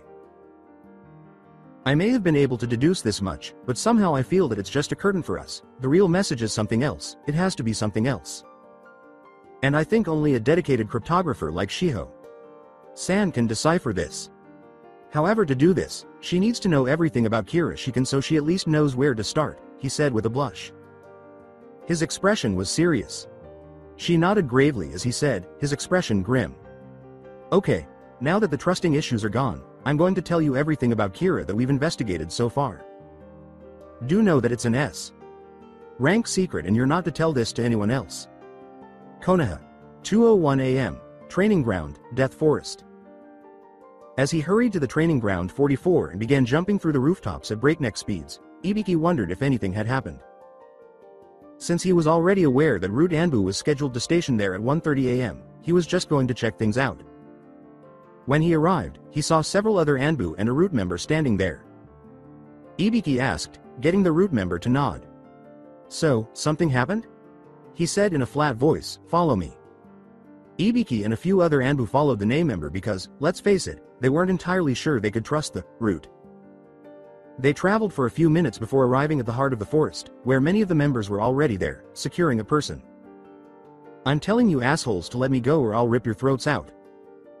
Enko said, putting multiple chakra suppression seals on her as they held her down. Ibiki's eyes widened at this. They turned to face him as he yelled, hey. What's going on here? One drone. Like voice said, sir, she came here at exactly 1:53 a.m. and began to inspect the body which we found when we reached here at 1:32 a.m., as Ibiki saw a dead civilian's body lying in the center with a bloody pentagon drawn around it. Enko scowled and said, Oi Ibiki. Tell them to let me go. Don't let her go. What the fuck you Scarface? I swear I'm gonna. Ibiki, who was just pushed to the ground with the chakra suppression seals all over her back, scowled at Enko as she said, shut it, Enko, just stay put for a while. Ibiki turned his head back and gazed at the drawn pentagon, the body in the center, and something written in blood on the dusty ground next to it. As he got closer, his blood began to boil with rage as he slowly read it. Ah. Kissy. Chan, it's not that easy. You need to go above and beyond that. However, you might want to try the D57. B4 basement at 2:30 a.m. Kira. Sama appearing. Ya. D. The Tokubetsu Junin clenched his fists, breathing harshly, as that final smiley seemed to explode in rage. He desired to break anything at all. He yelled, that fucking bastard, and proceeded to kick the lifeless body with blind rage. Enko stared at him bewildered before grinning. She thought, oh, he must have read that message from Kira, and then she snickered quietly to herself as the Root Anbu tightened his grip on her, causing her to frown. Okay, I have to calm down. D57. B4. Building number 4 is a basement, and district number 57 is a district? The Suda district is this. He turned to look at Enko, his eyes narrowing as he thought this. You, examine her memory, he commanded, gesturing to the Yamanaka Root member who was cradling her. Enko cried out in fear, her eyes widening. She yelled angrily, Oi! What the fuck is this about? Ibiki. Are you crazy? Who gave you the permission to do that? As he simply maintained a stone-faced expression. She gritted her teeth and shook her head angrily, trying to get the Anbu's hands off her head. I'm sorry, Enko, but this is necessary. Besides, if you're clean, you don't have to worry about anything, he said. She gritted her teeth and yelled, back off you fucktard. Who said you can touch me? As the other standing Root members grabbed her back neck. He just ignored her. Her eyes closed slowly and the Yamanaka put his hand over her head, reading her thoughts. Ibiki's expression remained suspicious for a few minutes. What is he doing? He thought, Inoichi doesn't take this long to check one's memories. As he prepared to interrupt, the Yamanaka withdrew. She began, "Sir," as if Ibiki hadn't realized the member was a woman. "She has blanks starting from the 10th of October till yesterday. Although her mind is clear for the most part, she still has large number of blanks. And they became much larger since 27th of October. Today, however, she was not controlled at all." Ibiki was taken aback by. As he took in her words, his entire body froze in shock. No, the date from which Anko was being controlled by Kira was what shocked him, not the fact that Anko was under her control. October 10th? How in the hell? Is this a joke of some sort, or what? Now, taking a step back in shock, he thought. Out of all the victims whose memories they had examined, none had blanks that extended past October 21st. And he recalled the deductions made by Shikaku. Akabashi was Kira's first victim, who died on the 22nd of October, though Kira did fail to kill him at the 21st of October for lack of personal data about him. Kira began operating on October 21st. Even Kira and Naruto, the main focus of our investigation, were under control starting on the 21st, possibly even the 20th. But Anko? Starting on October 10th? She has blanks starting from the 10th of October till yesterday. Although her mind is clear for the most part, she still has large number of blanks. And they became much larger since 27th of October. Today, however, she was not controlled at all. Ibiki was taken aback by. As he took in her words, his entire body froze in shock. No, the date from which Anko was being controlled by Kira was what shocked him, not the fact that Anko was under her control. October 10th? How in the hell? Is this a joke of some sort, or what? Now, taking a step back in shock, he thought. Out of all the victims whose memories they had examined, none had blanks that extended past October 21st. And he recalled the deductions made by Shikaku. Akabashi was Kira's first victim, who died on the 21st of October, though Kira did fail to kill him on the same day due to a lack of personal data about him. Kira took immediate action on October 20th. Even our main investigation target, Naruto, was under control starting on the 21st, possibly even the 20th, but Anko? Starting on October 10th? He continued to think as he massaged his temples, and Anko opened her eyes gradually before they suddenly snapped open. She glared at Ibiki, letting out a growl of rage. Her voice had a certain edge, and as she drew Ibiki out of his reverie, her unbridled rage was evident in her eyes. "Ibiki, what's the meaning of this?" she asked. He narrowed his eyes and gave her a stern look, telling the Anbu to move away. With a nod, the root members removed her chakra suppression seals. Anko rose slowly, rubbing her backside and stretching her neck sideways while keeping her gaze fixed on her interrogation partner. Wham! Her sudden kick to a root member's mask, breaking it before she connected with his jaw, caused Ibiki's eyes to widen. Her strike was a blur, sending the Nei member hurtling backward before colliding with the earth. She glared at the downed shinobi with a murderous look in her eyes, leaving the other members equally stunned. She yelled, glaring at other participants to move. "Next time, think twice before grabbing my neck, you fuckface." Ibiki looked at the root members and made them nod. "Enough. Inform Hokage Sama of what happened. Your work is finished here," he said in a harsh voice. Ibiki merely sighed as Anko turned to glare at her interrogation partner and huffed. Anko was asking questions without speaking. "Look, I'm sorry. You know that I'm a part of this investigation team regarding Kira case, right? So whoever we come in contact with, or whoever is present at the site of a victim's death, we sometimes randomly check memories to ensure that no one is currently being controlled by Kira," he said while remaining silent. "Kira called us here at 2 a.m. and you reached this place at 1:53 a.m., so obviously I was suspicious if you were under Kira's control. That's why I had them check your memories," he concluded, causing her mouth to open in a "oh" as she approached a large boulder and bounced on it before sitting carelessly. Ibiki approached the boulder and gave her a suspicious look. He questioned her neutrally, "So, why were you here this late at night?" Which made her snort. Her expression was light-hearted as she gazed up at the sky. "What? This is my place, Ibiki. I can't even come to train here? You know it's difficult for me to get some sleep anyways," she said nonchalantly. He gave her a few more seconds of intense stares before giving a small nod to himself.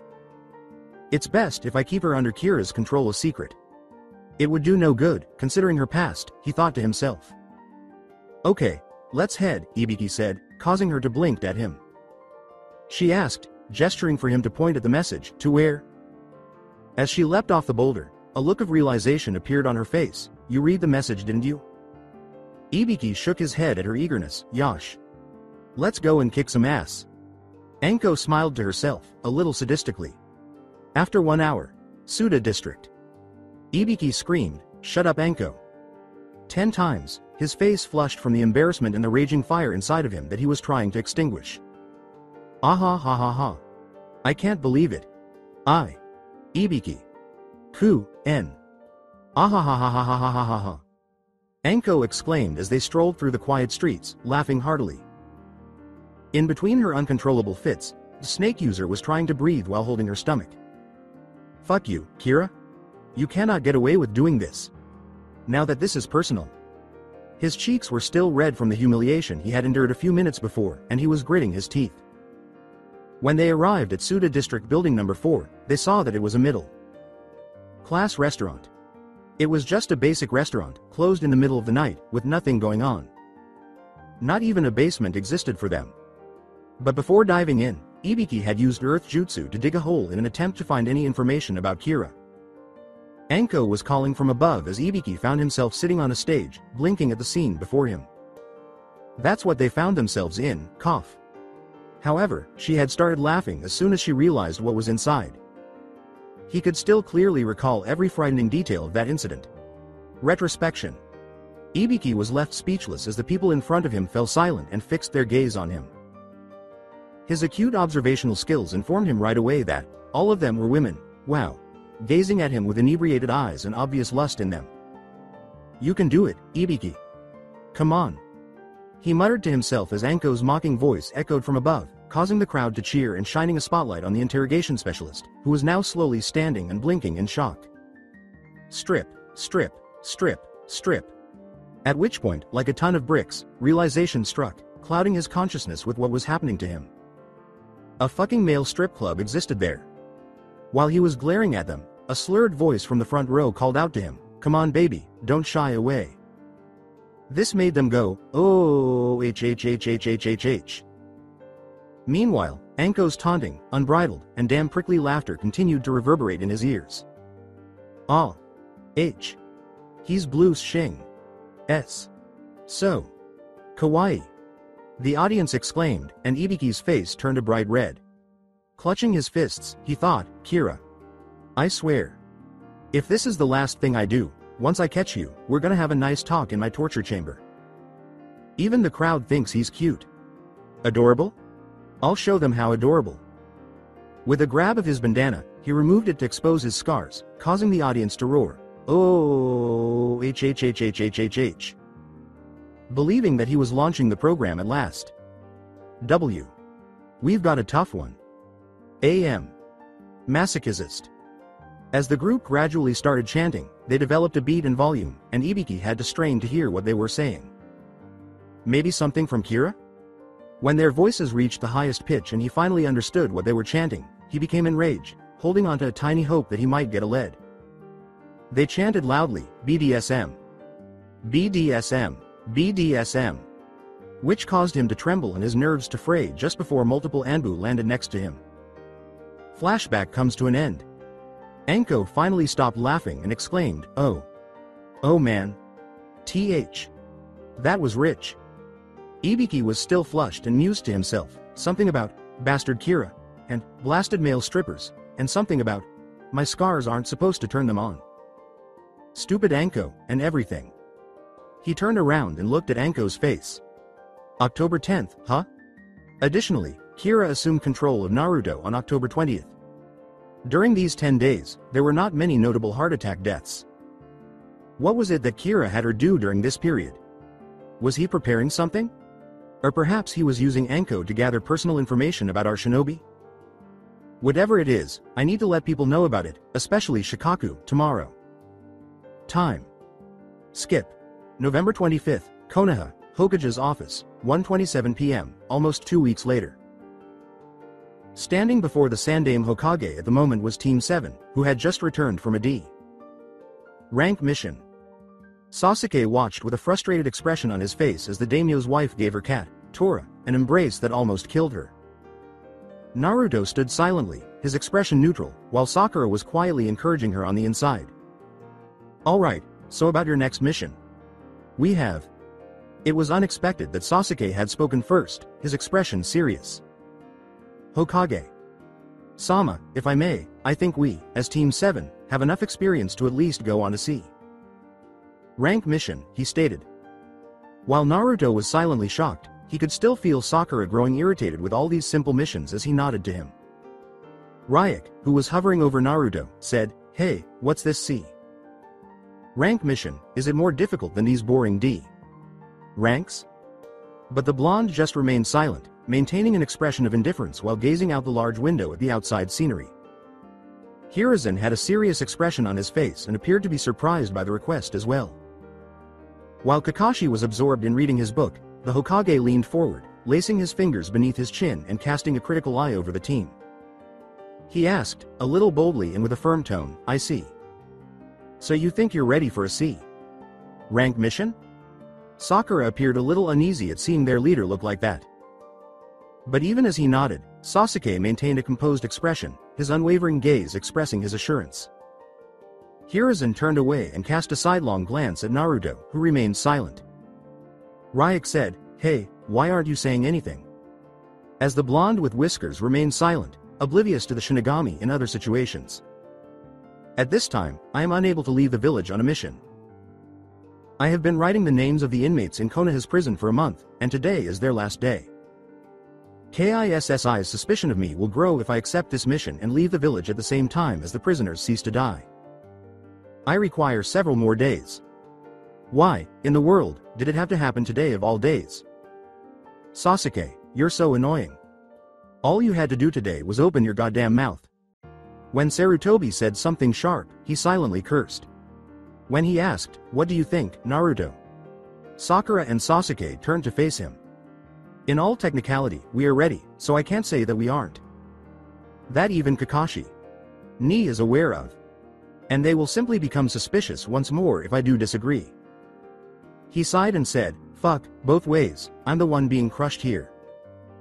You're the Hokage here, with tons of experience, one who has survived the 2 great shinobi wars. I think you'll know better than anyone whether we are ready or not. So.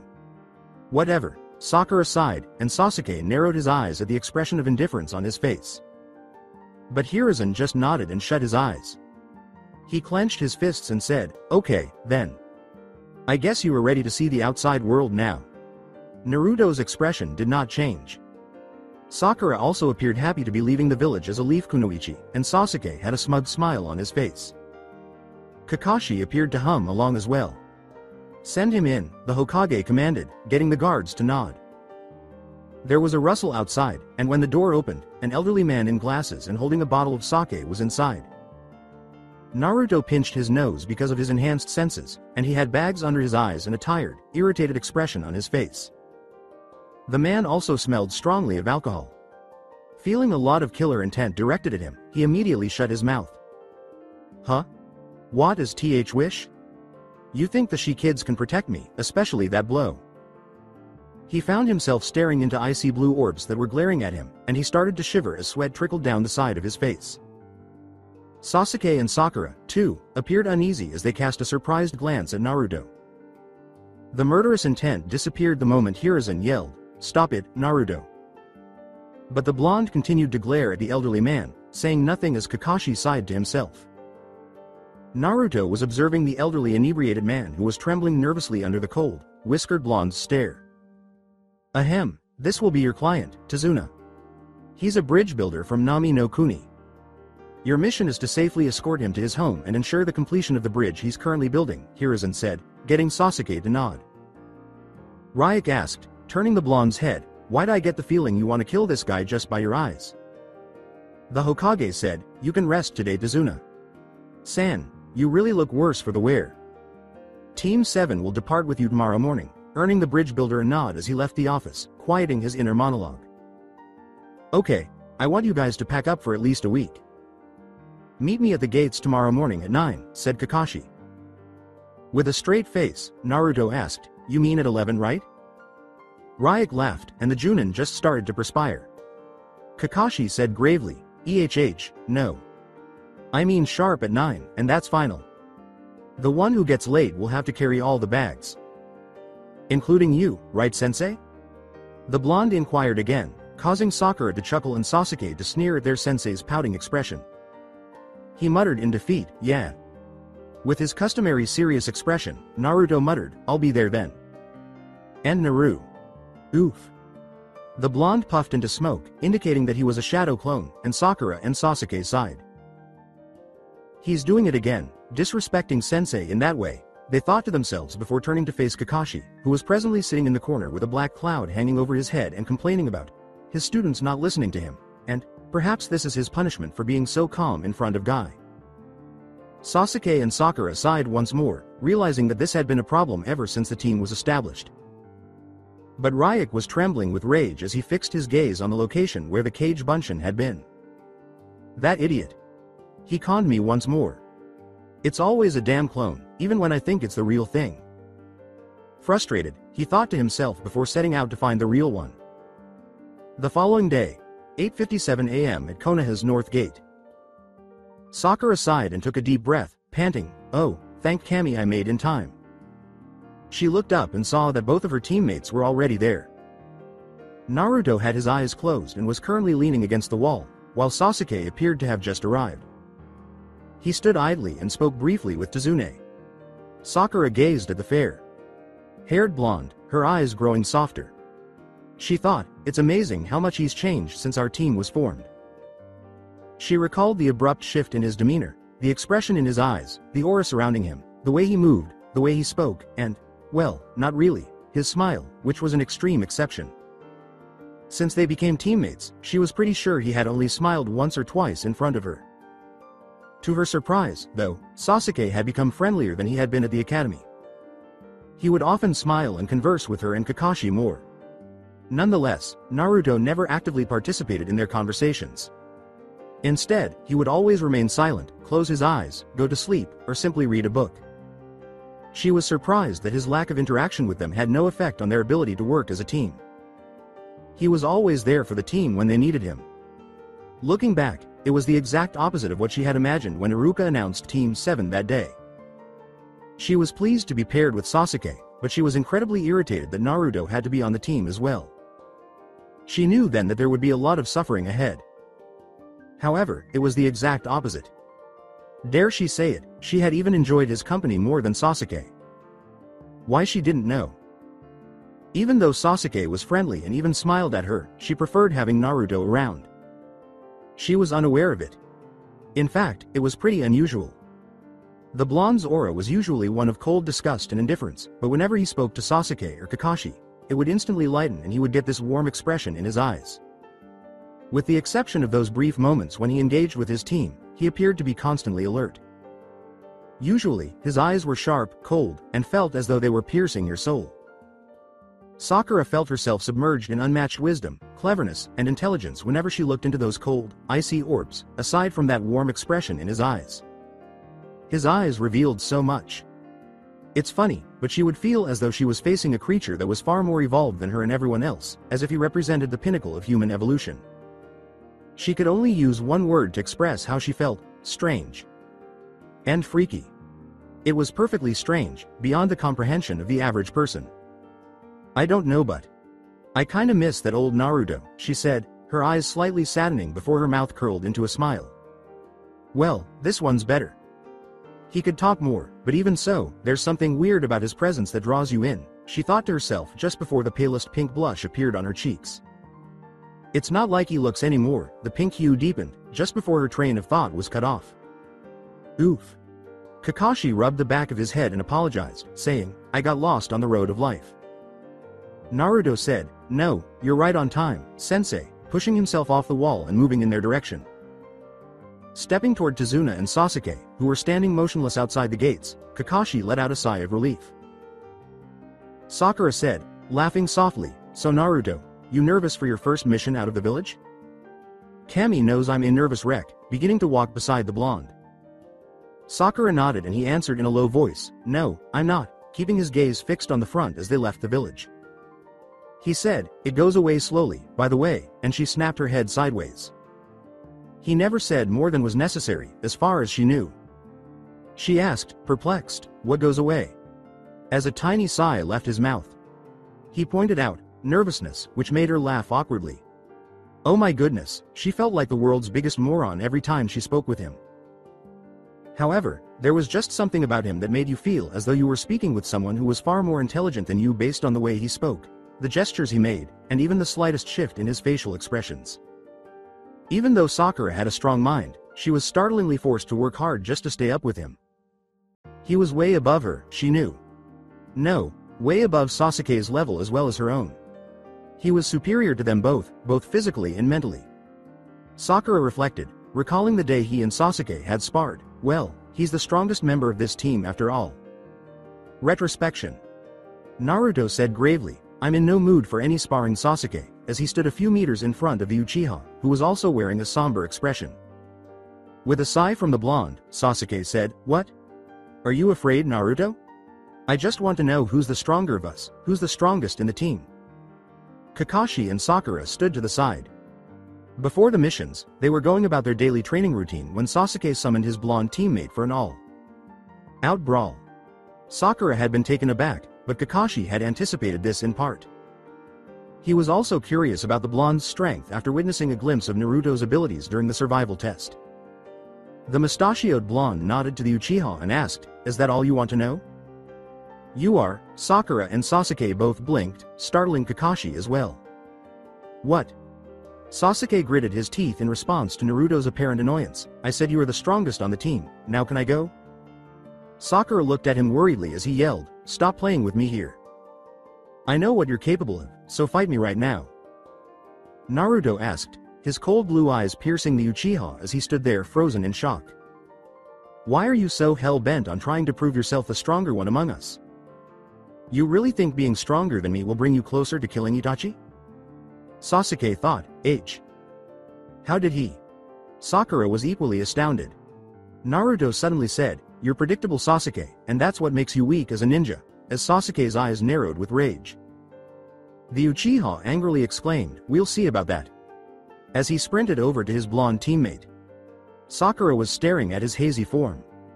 Sasuke moved quite quickly. But Naruto remained motionless as he stood there. Sasuke reached him, raised his fist, and slammed it into the blonde's face. Hammer. How in the hell? As Naruto skidded to a halt on the ground, a small dust cloud formed around him, the pink-haired genin thought in shock. While Kakashi just kept reading his book, Sasuke's eyes widened slightly, giving the impression that he was also surprised. When Naruto slowly stood up and spat blood from his mouth, Sasuke thought, he took the hit, I was expecting for it to be a shadow clone. Sasuke straightened up as a result. Other than a bruise on his right cheek, he appeared to be in good health. To the surprise of his teammates, the Jinchuriki said, What? Is that it? I punched him with everything I had, and it had no effect at all on him.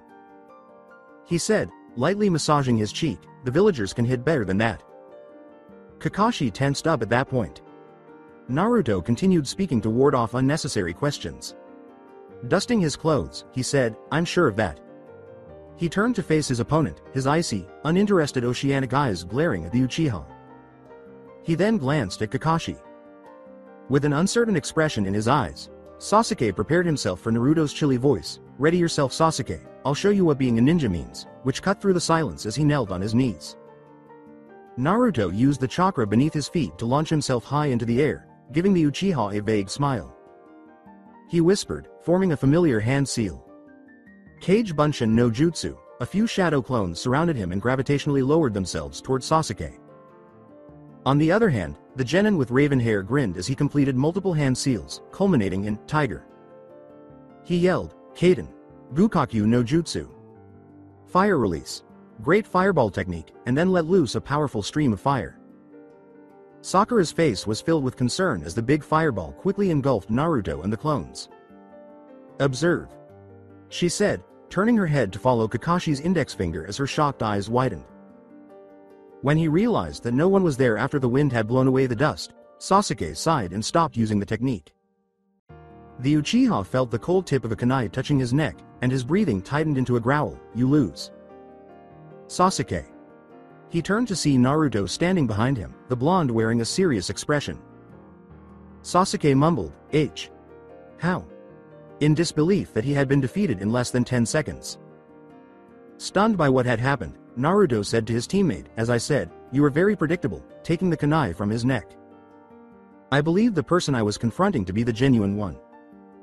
He even took a full punch to the face. He was not a shadow clone in any way.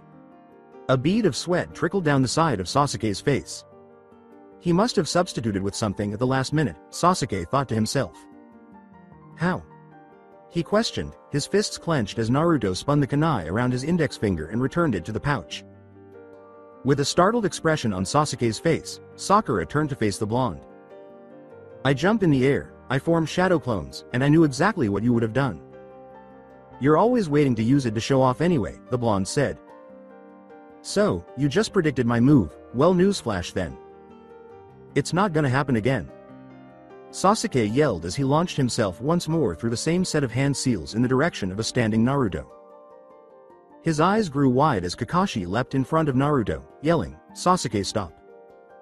Confusion evident in his eyes, the Uchiha skidded to a halt. He yelled, "Get out of the way, sensei." And then froze, sensing the tip of a kunai pressing against his neck once more.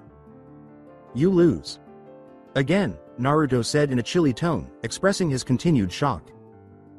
"Wah." Sasuke trailed off as Kakashi, grinning, stood in front of him. Oof. Once more, the Uchiha was taken aback to his core when the smoke cleared and he saw another Naruto standing there, looking directly at him and wearing a serious expression. He jerked his head back to see Sakura standing there, staring back at him with a look of shock on her face, and Kakashi reading his book. Sasuke snarled as the two Naruto in front of him vanished, saying, "You." That was a low blow. Holding the tip of a kunai, Naruto spoke from behind him as he released the Uchiha. "That was a ninja using his surroundings to his advantage, and you, who wasn't aware of his surroundings," he said. "I cannot sense him at all. How can he sneak behind time and again and get away with it? I'm not even sure if the person in front of me is the actual Naruto." He was frustrated, and Sakura was, for lack of a better phrase, equally shocked. She was just at a loss for words. Here was the dead last member of their academy, literally humiliating the Rookie of the Year while playing with him. He wasn't using any fancy moves or taijutsu, just a combination of his shadow clones and some street smarts. She was simply unsure of what to make of it. Was Naruto more powerful than Sasuke? However, she was just perplexed by how he had won twice. She raised her head to look at the Junin who was turning a page in his book and said, "Sensei?" In a bewildered tone. "It seems like we have a genius on our hands, don't we?" Kakashi asked, grinning broadly as she turned back to face the two. "That's how a ninja fights, how a ninja should fight." "I can beat you, Sasuke, just by using this," Naruto said, pointing his index finger at his brain, causing Sakura's eyes to slowly widen. "I don't have to be stronger than you. I don't need destructive taijutsu, power and speed, I don't need to be a chakra house." Naruto, she thought, completely perceiving the blonde in a different light, while Sasuke was at a loss for words. Since it went completely against the accepted norm for ninjas, were the other people who trained diligently every day in an attempt to learn an increasing number of moves simply foolish? Still, what you did would not work against me every time. It was pure luck that why. As far as I'm concerned, I would have killed you twice by now if this was the real battleground, Naruto shot back in a chilly tone, cutting Sasuke off right away. Naruto gestured for everyone to come on with his right hand, saying, "If you think that was a low blow, then come again. I'll win fairly this time." Though I don't know if the word fair even exists in a ninja's dictionary.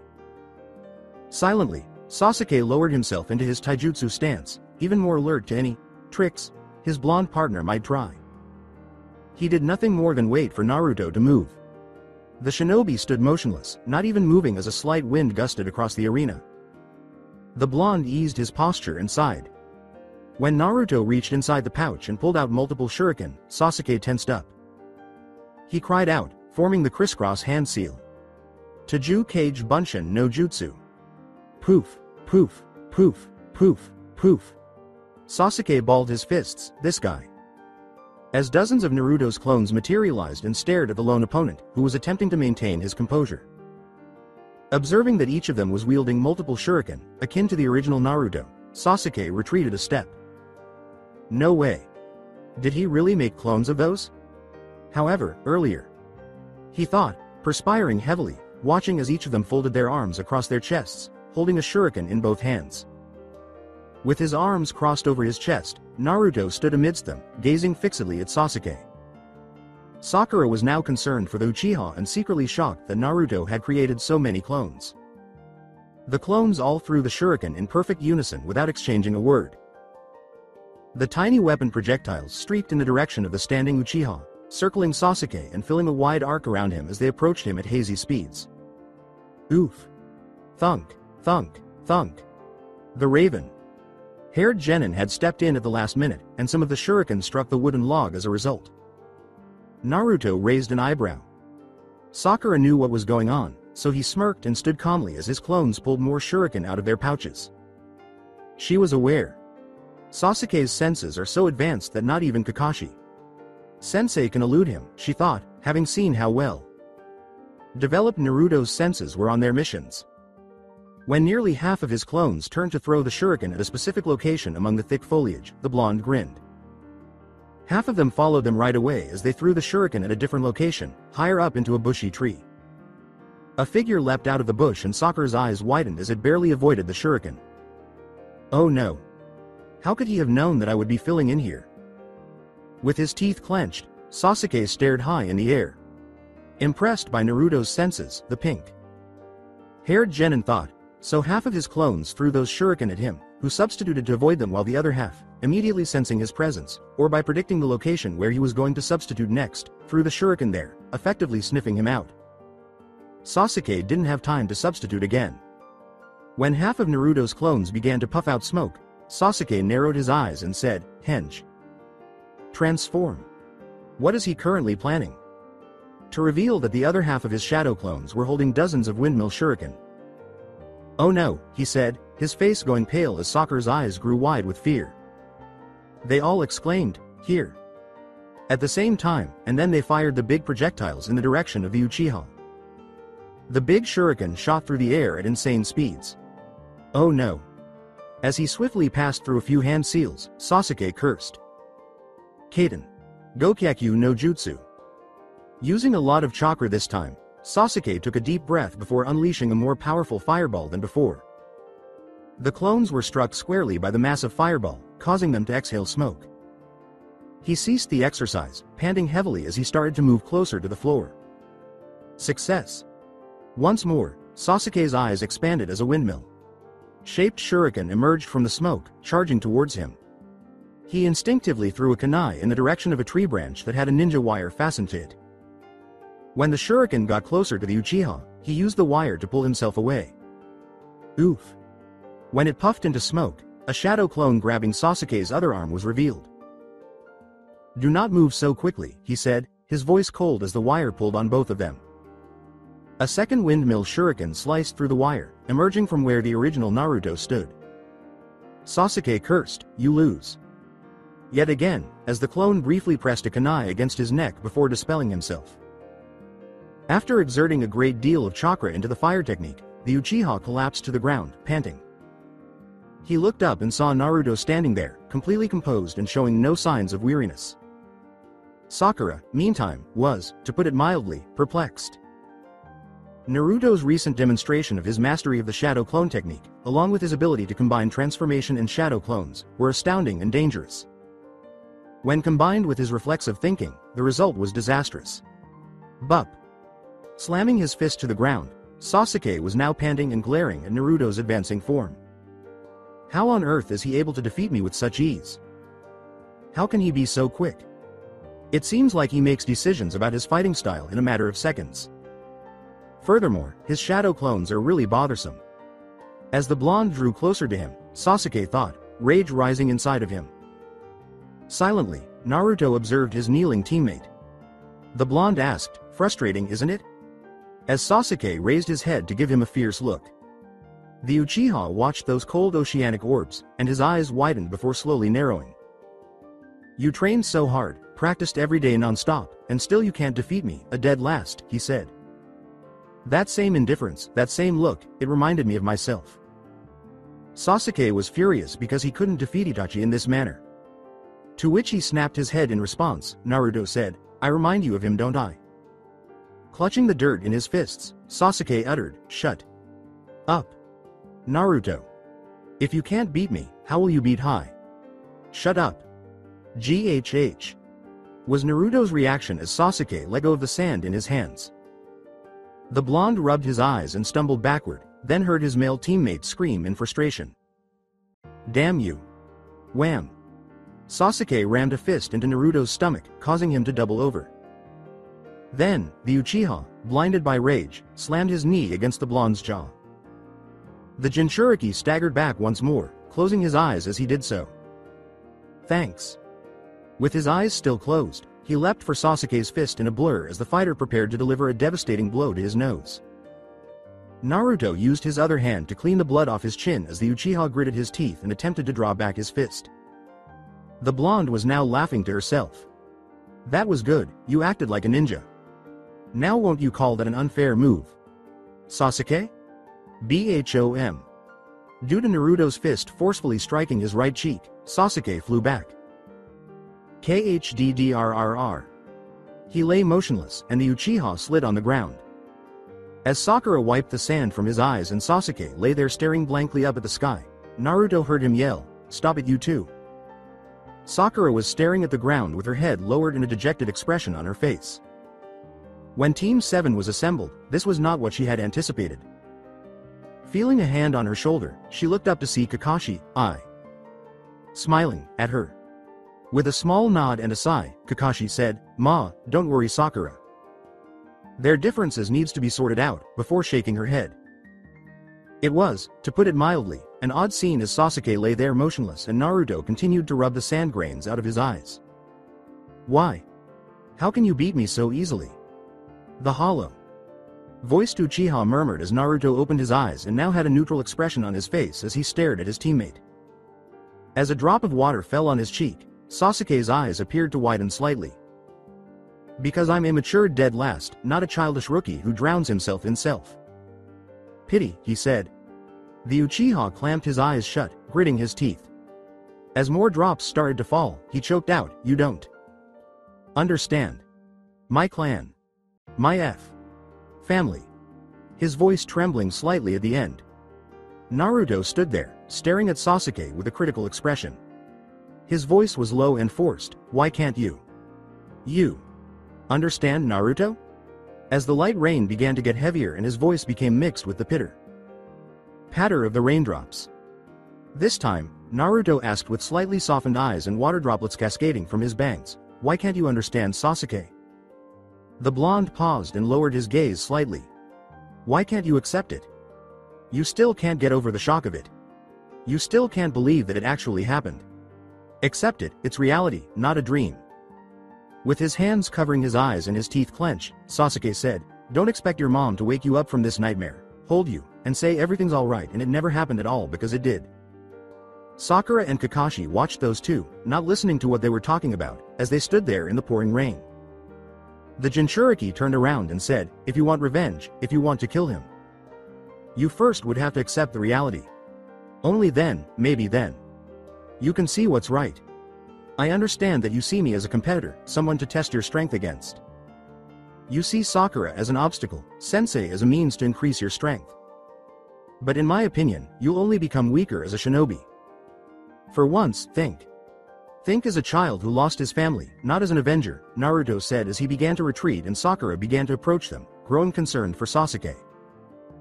But when she saw him lying there, with a broken expression on his face, her eyes grew wide, and she realized that the streams of liquid on his cheeks weren't simply the result of the rain.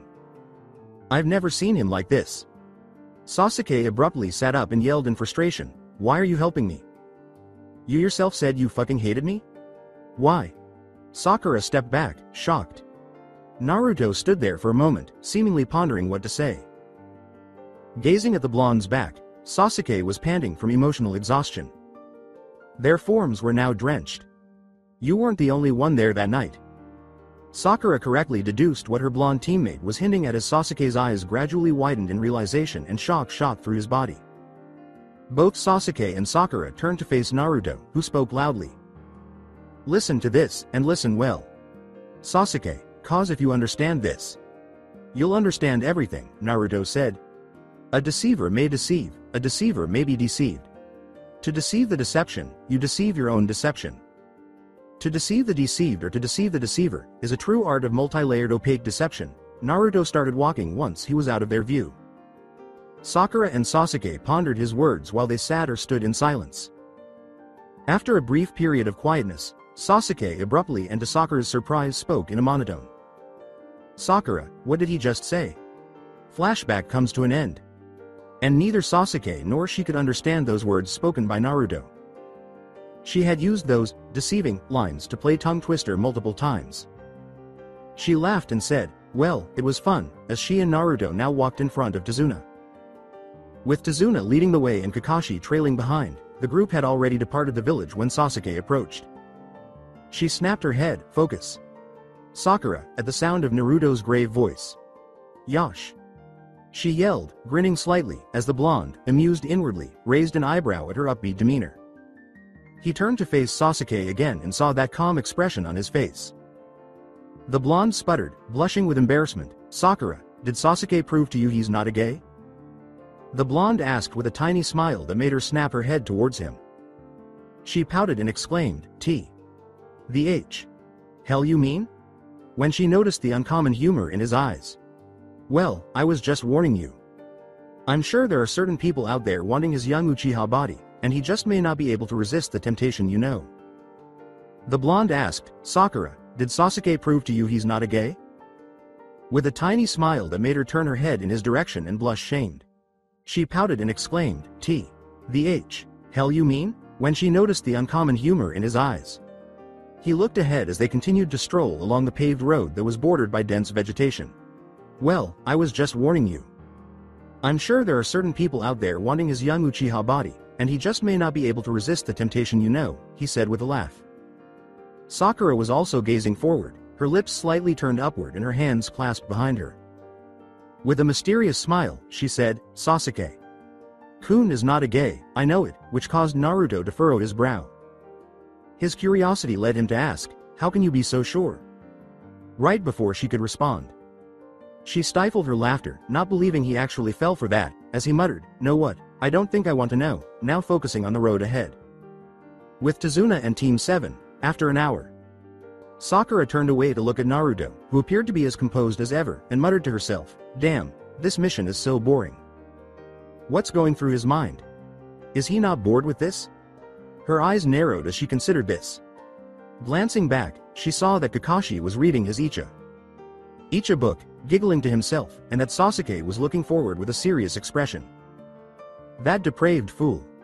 She turned her head back with a frown, clearly tired of their silent journey thus far. Ranks were way more fun than this, she thought, sighing and hunching her shoulders. On the other hand, Naruto was thinking about something entirely different. November 25th, the last day of the criminal's execution from Konoha's prison, is today at 1, 2, and 3 p.m. This will not work out well for me. Kissy is going to suspect me now that I'm leaving for this mission outside the village at the same time. Furthermore, Shikaku might believe that I must be a specific distance away from the criminals in order to kill them because they don't perish when I leave the village. This is going to be a major pain in my later work. I would much rather do this myself because I don't trust anyone else, not even her, to handle this. One thing I can do to prevent this is to make multiple shadow clones and have them arrange themselves 1.6 miles apart, forming a kind of chain that stretches from Wave Country to Konoha. I can hand one page of the Death Note to each of them and initiate a series of commands that will lead to the final one, the one in Konoha, where one of the guards at Konoha prison will be ordered to begin killing other criminals. Better yet, I could create a single flawless shadow clone and force him to flee Konoha while carrying multiple Death Note pages. He is also capable of doing the work. This way, I can use the Death Note effectively even when I'm hundreds of miles away from Konoha, he thought, a frown starting to form on his face. The only issue is that it would need a very high chakra requirement. On a C. Rank mission, I can't afford that, the blonde said, letting out a tiny sigh as he closed his eyes for a moment to collect himself and loosen his grip on his backpack straps. We'll just have to wait and see when I get back to the village. I've done everything I can to be cautious. He thought, I have to go with the flow here. I can't always plan for everything, then focused on the road ahead. The four of them were walking along a path where the only sound in the peacefully quiet surroundings was the occasional bird's chirp. Sakura pulled out a canteen and poured herself a cool drink, then wiped her sweating forehead. With a serious expression on his mask, Kakashi's single eye looked up from his book and toward Naruto's back. The copy nin shook his head slightly in a sudden image of a smiling, close eyes. Naruto flashed before him. Was all of that happiness just a mask? Really, I find it incomprehensible that someone could so skillfully conceal who they really are. He'd been playing us all along. The fact that this is the real Naruto still amazes me. Though his experiences have made him icy, it's clear that he is now like you sensei, even though I previously believed he went after Kushina. Nay. With regret, he thought to himself, I should have been able to read him better. The silver-haired Junin turned back to his book. Naruto's eyebrows shot up in surprise as he saw a tiny puddle down the road, causing his eyes to narrow slightly. Whoa, this guy is really dumb, he thought to himself as he continued to walk, his gait growing languid and Sakura seemingly oblivious to anything. Naruto maintained his composure as the group continued to move toward the puddle. This is no amateur. He is an expert at manipulating nature. Now that he was crossing the puddle with the others, he concluded that he needed to exercise caution. As he walked on, the Jinchuriki was starting to become confused. Why doesn't Ni-san issue a warning or do anything? It's inconceivable that he overlooked such a basic maneuver, he said, gripping his backpack closer as he pushed the straps toward his shoulder. Blast. There was a loud noise, and everyone in the group snapped back. Gotcha! Yelled one of the two ninjas encircling Kakashi with a shuriken chain that was fastened to their metal gauntlets. Squelch. Sakura screamed in terror, Kakashi. Sensei. And Tezuna's eyes widened in terror as he stumbled back a little. What the hell are the Demon Brothers, Chunin rank missing nins from Kirigakure doing here? As he hurried forward and pulled out a kunai, Naruto thought, his backpack dropping to the ground. You're next, kiddos. Yelled one of them as the group charged at them, the shuriken chain clanking at breakneck speeds. But Sasuke squinted as he pulled out a kunai. He was about to bolt forward when he saw an orange, hazy figure fly by. With a kunai in his right hand, Naruto hurled it between the charging duo and exclaimed, Sakura, defend the client. Hey, what a fool. He's so bad at aiming. As they continued to dart in the direction of an approaching Naruto, one of them ignored the kunai sailing towards the center of the chain. Oof. When the kunai reached between them and poofed into smoke, revealing another Naruto, the two snapped their heads. The shuriken blade pierced his palm, causing some blood to spurt out. Whoa. The clone held onto the chain as he zipped open his jacket, but the real Naruto smiled and continued to race towards them. One of the demon brothers looked at the clone's paper. Bomb. Covered torso and thought, what the? Whack. A massive blast occurred, causing the surrounding area to tremble and leaving a crater in the spot where the clone was standing. A great deal of smoke covered the impact area as one of the Kiri pair skidded on the ground, the broken chain dangling off their gauntlets, and cried out, Gah! As he smashed into a tree. Sakura remained in front of Tezuna, her kunai extended in a defensive grip, an anxious expression on her face as Sasuke held his ground and waited for the smoke to subside. Gozu! He exclaimed as he heard his brother's well-known voice. Still reeling from the impact of hitting a tree trunk, Gozu slowly raised his head. Maizu, are you alright? He exclaimed, his mask ripped a little, his body covered in bruises, blood streaming from his mouth. Maizu's form emerged as he squinted his eyes, trying to see through the smoke. He was also severely hurt. His body was covered in bruises and his clothes were torn in several places. He went to his brother and got him up on his feet. Maizu cried out, Let's get out of here. We underestimated these Konoha-nin, as his brother's arm was hefted over his shoulder. Gozu whispered, panting lightly, yeah. I can't believe we got tricked so easily. That little bastard sure is something. Hey. Thanks for the compliment, he said, feeling the kunai against his neck, causing his eyes to widen. He yelled, Maizu. What are you doing? As something similar was happening on the other side. Maizu screamed, standing with Gozu pressing a kunai against his neck, Gee. Gozu. What the fuck? Sasuke's eyes expanded in realization as he saw Maizu on his left with a kunai against his neck and Gozu on his right, as the smoke gradually cleared and their figures became visible. As they stared at one another while being held by their opposites, the demon brothers' eyes gradually grew wide with realization. We were duped once more. As they stood motionless, Sakura also realized what was happening and exhaled a sigh of relief. Oof. I'm impressed, said Kakashi as he used the Shunshin to emerge in the center of the crater, leaving the demon brothers in the hands of the transformed Naruto and Shadow Clone. Gozu screamed, W. Who are you? Through gritted teeth, causing Naruto to smirk at him slightly while the transformation persisted. Hey. Don't know, I lost myself a long time ago, he muttered, applying more pressure to his neck with the kunai. Kakashi nodded to Naruto and said, okay, let's tie them up. Kakashi then went to work. But Sasuke remained motionless where he was, unable to believe what was happening to him. He thought, echoing Sakura, he made it look so easy, referring to Naruto's use of clever yet basic maneuvers to defeat two missing nins with Chunin ranks. Toss them a kunai, which he most likely had his shadow clone change into before the mission began. After that, the clone holds the chain and reverses the transformation.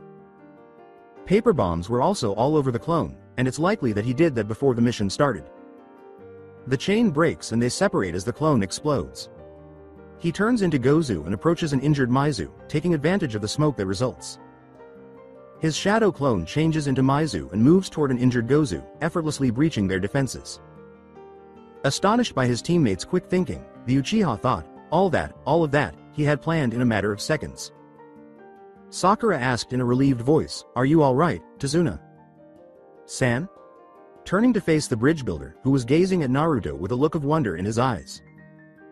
Sakura grinned at him as he said, that kid's unreal. How the hell he managed to do all that? His eyes widened with wonder.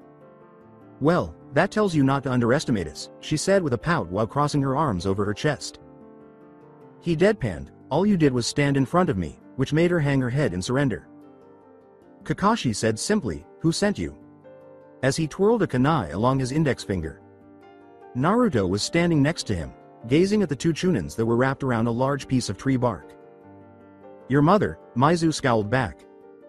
Gozu yelled, glaring at his brother who was bound beside him, shut up Maizu. Kakashi ignored the crass comment and carried on, giving Naruto an amused expression in his eyes. Why did you attack us? Maizu said, because we wanted your porn book, oblivious to his brother's deadly glare and the twitch of Kakashi's single eye. Naruto thought, his lips slightly curled upward, wow. He noticed that while being hidden in that puddle, talk about sharp observation. More like porn observation, while Kakashi had stopped twirling the kunai. It's obvious that you were pursuing the bridge builder, Tazuna. San from Wave, he said, remaining composed even as the Junin advanced toward them. The silver-haired Junin clenched the kunai harder, and a vein burst on his forehead, asking, what's he to you, your gay boyfriend? Oddly, Naruto found the whole thing hilarious. Gozu firmly stated, glaring at Naruto, we're not going to tell you anything, no matter what torture techniques you have in store for us. When the blonde Jinchuriki turned back, Kakashi briefly closed his eyes. Naruto said, causing the Junin to give him an odd look. Let's just go sensei, we're not getting any information out of them. They're ready to take the secret to their graves. Gazing at his fair pupil as he turned to face Tazuna and his companions, Kakashi questioned under his mask, we'll not know until we try Naruto, and how can you say that so surely? He looked over his shoulder and rubbed the back of his neck idly. It's the look in their eyes, I know that look. We'll just be wasting time here, he said. With a pointed look in his oceanic eyes, he murmured, but you're the one deciding things here, so it's your call. I gave you my opinion on the matter, and turned to walk back towards his backpack that lay on the ground. With a sigh, Kakashi turned to face the demon brothers and peered at them. He was not shocked to see that they were curiously focusing on Naruto's back. The silver-haired Junin thought, well, he's never wrong on things like these, and sighed in frustration before abruptly turning to walk back and startling the two Chunins. Is he really going to accept that child? Gozu and Maizu were not at all complaining, but they were both thinking at the same time in shock. As Naruto walked by, Sasuke asked with a raised eyebrow, so, you guys found anything? The Uchiha turned to face the blonde in confusion as he muttered, depends on sensei. And picked up his backpack, draping the straps over his shoulders. He turned to face Tazuna after noticing that Sakura was staring at him. Are you okay, Sakura? He inquired calmly, glancing over her to make sure there were no blast-related wounds. The genin with pink hair shook her head slightly, feeling her face flush a little. She mumbled, "Why?" "Yeah, I'm alright," with her eyes fixed on the ground as Tazuna scowled slightly. His eyebrow rose and Naruto turned to face him. "I'm the client, aren't y'all supposed to ask me that first?" he said. His response was brief but possessive, making Sakura wonder if she was hearing things. "Well, my team comes first," he said. The blonde Jinchuriki turned to face the master bridge builder, who asked in mild curiosity, peeved. "What kind of a ninja are you? It's good that you care for your team, but as far as I know, shinobi don't abandon their missions, even if their comrades' lives are on the line. Weren't you taught all that stuff?" Sakura unexpectedly said, "Those who abandon the mission are trash, but those who abandon their comrades are worse than trash," which even Naruto looked at in shock. Tazuna gave her a strange look, but she still managed a small smile. "And at least I'm not worse than trash," Naruto continued, smirking at Tazuna before turning to Sakura and grinning a little. As she looked at him, her heart skipped a beat because, for the first time since Team 7 was formed, he was grinning. She thought idly, "It's different from that full-blown grin he used to give all day long when we were in the academy," oblivious to Tazuna's resentful, "whatever," in response. "Are you okay, Tazuna-san?" The three asked as they turned to see Kakashi and Sasuke walking toward them. Sasuke was staring at Naruto with a small frown on his face. He nodded to the Junin and said, "Yeah. I'm all right," before turning to face Naruto.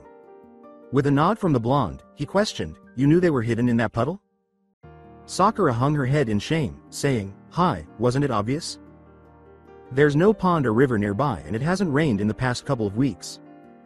She couldn't believe she had overlooked such a basic fact. Even Sasuke blushed slightly with embarrassment, while Kakashi nodded appreciatively. Tazuna raised an eyebrow and pointed, "Well, what if someone had taken a leak?" Which caused them all to start perspiring. Sasuke sighed, thinking, what a nutjob, not believing that this was the person they were meant to be protecting. "Well, first of all, Tazuna-san, no one would take a leak in the middle of a road and what if it was an animal?" Tazuna asked, giving Naruto a tough look as Sakura glared at the bridge builder, a vein popping in her face. As Kakashi was giving Tazuna the WTF look, the Jinchuriki's left eye quivered slightly. The blonde added, "And second, that puddle didn't stink, it was odorless," which caused the elderly man to raise his eyebrow once more. "You a dog or something, you were able to smell that small puddle while walking?" Sakura asked, her client looking irritated and barely able to contain her urge to punch him out of existence. Kakashi was staring at Naruto. The blonde's expression remained composed. He answered, giving Sasuke a sly smile and Tazuna an inarticulate mutter. "If you're trying to rile me up or get a reaction out of me, it's as fruitful as trying to make a bridge with dry sand," he said. With a closed eye smile, Kakashi thought, he really is something. With a vague hope of another attack to test himself, Sasuke said, "We should keep going," as he adjusted the backpack on his shoulder. The copy ninja said, "Before that, I have some questions for you, Tazuna-san," with a formal expression in his eyes as Naruto secretly anticipated the next twist he knew was on the horizon. Department of Cryptography, Konoha, 10:13 a.m. "Ibiki, how's the plan going?" Hiruzen inquired, his face serious, as the two made their way through the expansive hallways of the Cryptology Department building, heading toward the working chambers of the Kira Cryptoanalysis Squad. "Without Inoichi and Shikaku, it will be a little challenging, but I can handle Hokage Sama," the interrogation specialist firmly retorted in the poorly lit hallway. "Yeah, with those two on missions right now, things could get complicated, especially without Shikaku," the Sandame sighed, their footsteps reverberating through the tunnel. "What about Shiho?" Ibiki inquired, looking curiously at their village chief as they continued to move. Morino nodded as they moved through the corridors in relative silence. "She'll be a great addition, I think.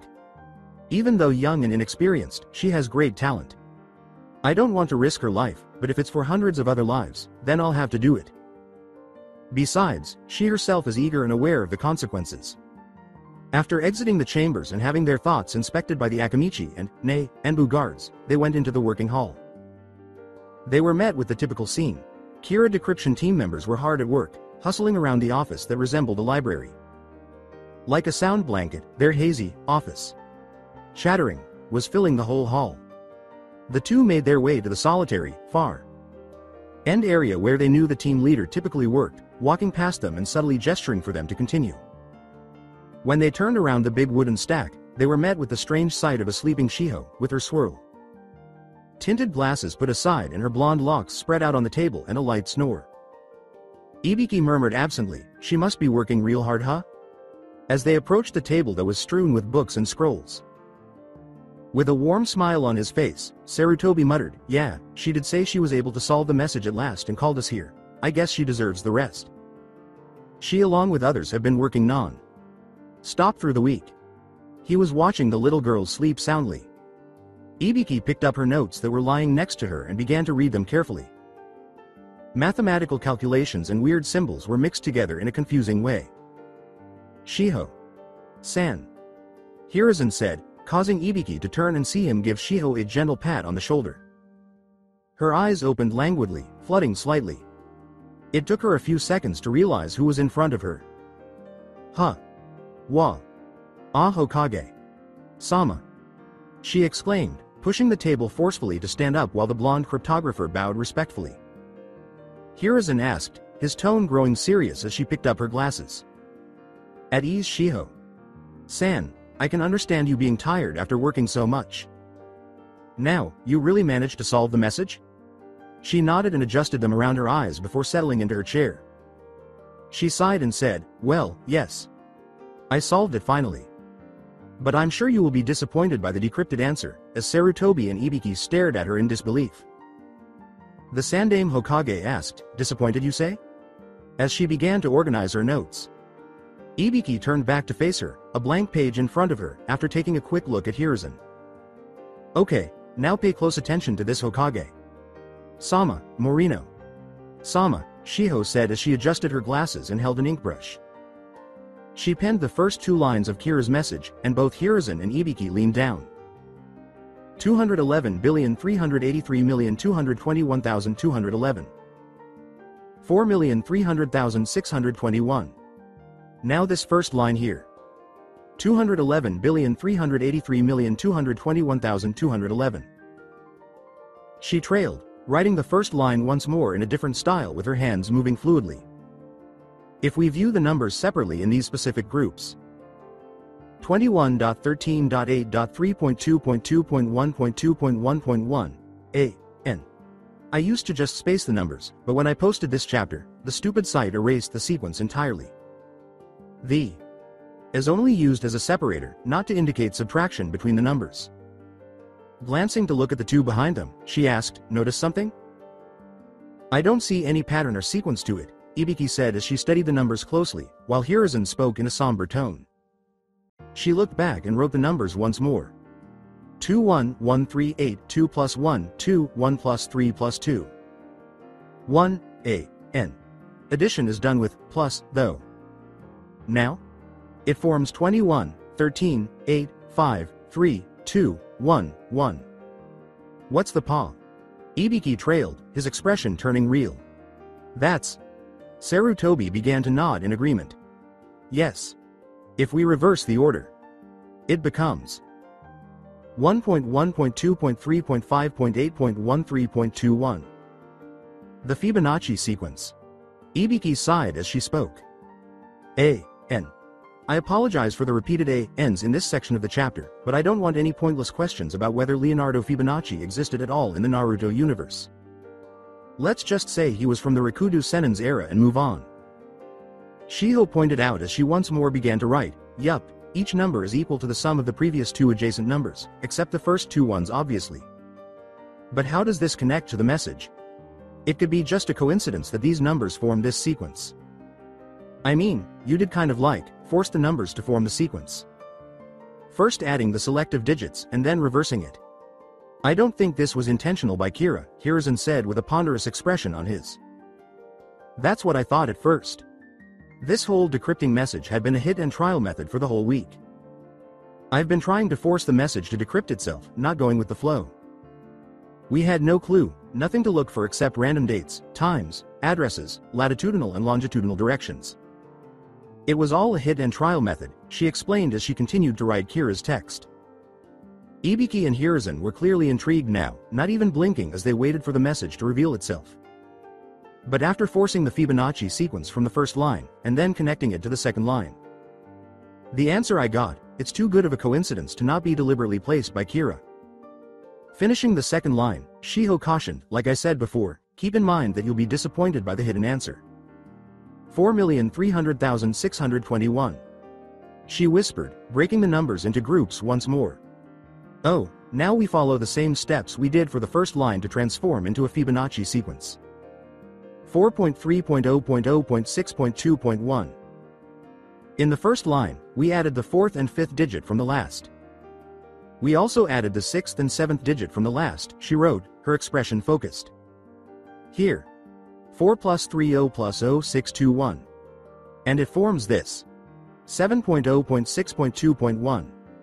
She muttered, and lastly, we reversed the order in the first line. So we do the same here, as Sarutobi sensed that another headache was on its way. With the paperwork and the Kira case solved, it was already enough, and now he had to put this off. 12,607. Ibiki narrowed his eyes as she concluded, sitting back and sighing. Here it is. He said, that's it? I don't see anything familiar here, just as she let out a weary yawn. They nodded in response to Shiho's question. Remember when you gave me all the data about Uzumaki Naruto and Uchiha Sasuke, saying that it might help me? As she started looking through the books and scrolls on the table. Take a look at this and see if you can figure out how this result relates to anything, Shiho absent-mindedly said while passing the data files along. She wanted them to work too, for once, after doing all the work. She needed to see their faces. It wouldn't be fun if she revealed everything to them on her own. Looking through Naruto and Sasuke's bios, Hiruzen's eyes grew wide when he discovered the one piece that could match the outcome. Oh no. Ibiki sighed and said, but... This doesn't make any sense, placing the file down on the table. Naruto. Hiruzen said, his eyes sad as he trailed off, and Shiho got up from her seat. As you can see, 12,607 is Uzumaki Naruto's ninja registration number, she explained. A.N. 12,607 is Naruto's ninja registration number, according to the official databook. Just so you know, this is a fact I'm using, not something I made up for the FIC. You can verify this on the Naruto wiki if you'd like. She concluded, drawing Ibiki's attention, that this only pushes the fact that Uzumaki Naruto isn't Kira, leaving Hiruzen perplexed. As she adjusted her swirl tinted glasses, the torture specialist questioned, how can you say that so surely? Shiho said, if Uzumaki-san was really Kira, he won't encrypt his own name in the message. It's like screaming that I'm Kira. I already said that you would be disappointed by the results. From this message, the only things we got to know was Forest of Death at 2 a.m. and Uzumaki-san. The first was really easy to spot and decrypt, and I think that Kira was playing with us. I think Morino-sama can agree with that considering what he found a week ago at Training Ground 40. 4 in the days that followed, Shiho said, while Ibiki muttered something under his breath about how torture he had to endure in that male strip club. The second part, which reveals Uzumaki-san's registration number, was difficult to crack, but equally easy enough to guess. This was merely a challenge from Kira, holding no significance whatsoever. We already had suspicions on Uzumaki-san, and him encrypting his identity in the message came out as a surprise to me, as well as you. Did he want to test our intelligence? I'm not so sure of. This Kira, keeping in mind the things you've told me about him, doesn't do anything without reason. I don't think he wrote this message just to test us, maybe it was. He has the advantage of unpredictability factor with him, that's why it's extremely difficult for us to guess his next move. Hiruzen looked at her in awe. A tense silence stretched between them as Hiruzen sat on the chair with a weary thump, a sigh escaping his lips. The only reason, which I can think of right now, is that Kira wanted to frame Naruto. He's playing with us, he wants to confuse us further. That whether Naruto and Kira are same identities or not, Hiruzen said. This is crazy, we've got a mysterious person killing all our people. The villagers have started to feel fear of this entity after the stunt he pulled a week ago at the Hokage monument. News must have reached the other villages too that there's someone who's killing the supposedly bad guys in Konoha. Our impenetrable defense has come into question lately and other villages have started to question our status of the strongest village among the 5 great hidden villages. This is not good. Even with the wide variety we have in our shinobi ranks, we still are helpless against Kira. Ibiki's gaze downed, a look of regret in his eyes while Shiho too had a saddened look in her eyes. It was quite depressing to witness their strong Willed Hokage, chosen by Naidame and the one who guided the village through the Third Great Shinobi War, in such a state. But really, is there anything else we can do but try to figure this out in our heads? In this situation, we must not send out the shinobi, or else Kira might begin to target them as well. What other options do we have? As Ibiki moved forward to place a hand on the oppressed Hokage's shoulder, she thought to herself. Hokage. Sama, I understand your growing desperation on the matter. I know that while we are sitting here and trying to solve the case at our pace, people are continuously getting killed out there. You are responsible for all of our lives and I'm sure you are blaming yourself alone for this, but please don't. We are all together into this. Situations like this push us down, but it's for the remaining villagers, the safety of upcoming generation that we must stand up again, that we keep standing up no matter how hard Kira kicks us down. He can play with us all he wants, he can mock us all he wants, but we won't give up. He may have the cleverness of a genius, but we have the will of fire of our ancestors. Please don't forget that, Hokage. Sama. Shiho could feel her lips curling upwards as Ibiki's voice got loud at the end, determination seeping from his tone, affecting them. With a faint smile on his lips, Hiruzen turned to look at his subordinate and raised his head. He said firmly, turning his orbs to look at the notes, "Yeah, we can't give up. We'll keep fighting him no matter what he throws at us," and Shiho nodded in agreement, her face beaming. Hiruzen nodded to Ibiki and turned to face the blonde teen as he glanced at her. "Yes, we must give our best," she said with a hint of relief in her voice. He said, his face solemn, "Shiho. San, I have an offer for you," as she inexplicably began to feel uneasy. She timidly asked, "What is it, Hokage?" "Sama?" As Hiruzen cleared his throat. She took a shocked step back and her eyes widened as he said, "Well, I want you to join Kissy. The others already agree with this and it's up to you now." She exclaimed, What? You want me to join Kissy?" In shock. They wanted her to help them with Kira's case. She was being asked to join the covert investigation by the Hokage and the best shinobi in the village. She stammered, choking on her own words. Ibiki watched the young girl fidget with her words, a look of amusement in his eyes. She said, "I would be honored to become a member of the Kissy Hokage." Sama, bowing her head. "So, I guess it becomes KISSIS now?" Ibiki asked, causing Shiho to blush with shame as Sarutobi shook his head. The old professor muttered under his breath, "We are fighting an S. rank criminal here and look at the name of our investigative group, rhyming with kisses, damn you Inoichi." Outside Konoha, Tazuna and Team 7. With a desperation in his voice, Tazuna said, "Please, I beg you, you have to help me. We don't have much money and I paid all that I could, please. The future of our town depends on that bridge," as he kneeled in front of Kakashi and touched the ground with his forehead. Sakura had a dejected expression in her green eyes, while Sasuke had a neutral expression. As he observed Tazuna, Naruto also had a composed expression on his face. The copy ninja scratched the back of his head, sighing. "Look, Tazuna. San, I understand your situation. But there are strict protocols we ninja have to follow. This is an A. rank mission. This team is not fit for a mission of this difficulty. Besides, you can walk back with us and request for a higher mission. If you tell your story to Hokage Sama, I'm sure he can do something for you. He's a very kind leader," Kakashi explained with a look of regret in his eyes as Tazuna was grumbling. "You're not understanding it. People are dying there of starvation. We have nothing there. I don't have the time to go back, rub my face on the ground again and wait for the Hokage's pity on me. I'm just asking for you to help me complete the bridge. I alone can't face Gato," he screamed, grasping the dirt with both hands. "Sensei." Kakashi shook his head as Sakura muttered, a beseeching expression in her eyes.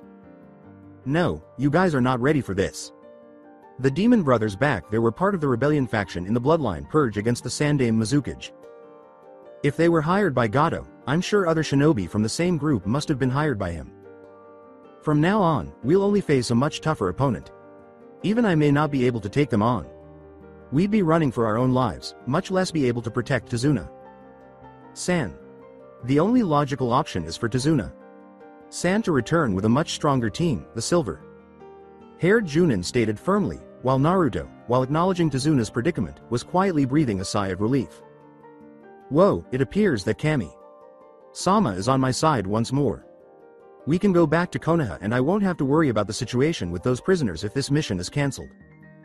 Sakura sighed at Kakashi's explanation, but the blonde stood there thinking neutrally, I can just solve it myself. Tazuna remained on the ground as Kakashi turned back toward Konoha. I'm sorry, Tazuna-san, but I can't foolishly risk the lives of my students. I can sympathize with you, but there's nothing else we can do. We have to go back, Kashi said. He said over his shoulder, I myself will ask Hokage Sama to accept your request for a higher mission rank and so that you can pay at a later date when the financial condition of your town improves, as Sakura, Naruto, and Sasuke began to back away. Team 7 stopped upon hearing the determined voice of the elderly bridge builder, sorry. But I can't come. Tazuna-san, I understand your situation as a shinobi, of course you have to follow your codes. But I have my codes too. My town can't wait anymore. I know that Konoha itself has its trade ties with Gato. There's a very little chance that your Hokage would agree to this mission. I didn't tell him about the complete details of this mission regarding Gato, and was secretly hoping that the team sent with me, once it sees the condition of our town, will agree to help us. But with the intervention of those demon brothers, I guess fate is just not on my side. Kakashi widened his eyes in disbelief. Tazuna was aware of Konoha's connections too. With his back to them, Tazuna said, I would just be wasting time back in Konoha, you can return now. Thanks for protecting my life so far. Sakura, on the other hand, looked at Kakashi with a hesitant expression. Even Sasuke had his head turned to the ground, a sorrowful expression in his onyx eyes. Kakashi groaned as he spoke his next words with a heavy heart, seeing Tazuna turn back. Let's go. He turned around and began to back away, to the dismay of Sakura and Sasuke, who also began to follow him. The copy ninja, who hadn't heard those words in a few weeks, stopped in disbelief. Kakashi. San. Turning around, Sakura and Sasuke also stopped and stared dumbfounded at Naruto's back. San? Sasuke thought, startled. Sakura turned and called out to them, Naruto? He said, I'm going with Tazuna. San, with a calm yet firm expression that startled Sakura and Sasuke. Naruto. Kakashi began, facing the legacy of his sensei, the Undaime Hokage, with an equally serious expression in his eye. He asked, turning to face Tazuna as she withdrew.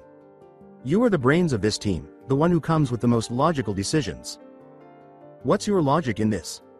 The mustached blonde asked. He said, there's no logic this time, sensei, and turned back to face them. Naruto sighed, massaging the back of his neck, and Kakashi continued to stare at him, waiting for an explanation. Listen. All I see is a desperate man fighting hard, selflessly for the sake of his town. I know we are ninja, and we are supposed to overcome our emotions, but that's just not me. You guys can go if you want, but I can't. I can't leave him like this, he said when Kakashi came forward.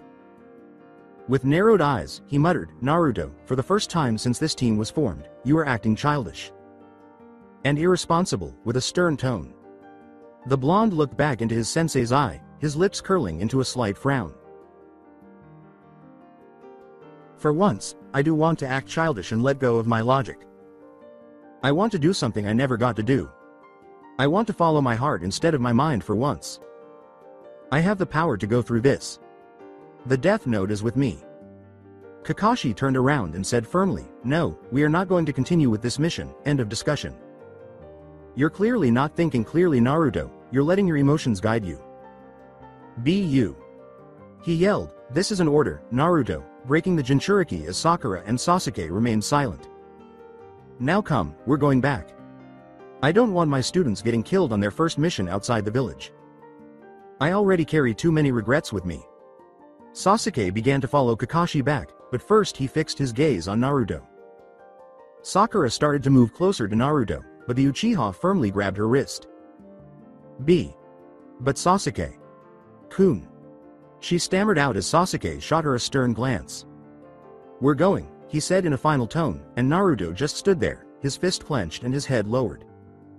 Meh, you're always so uptight, overthinking about this and that. Even we Shinigami know that sometimes you have to follow your heart. Right and wrong are relative terms. Your surroundings, your society defines the meaning of right for you. What people around you do, you think it's the right thing. What they tell you not to do, your mind automatically aligns itself for that thing to be the wrong thing. But your heart is always right, remember this, you idiotic genius. The bridge builder kept moving toward Wave Country, and he turned his head back to see Tazuna's smaller figure. Well, the moron was correct. The Junin halted in his tracks and did not look back as he called, Kakashi. Sensei.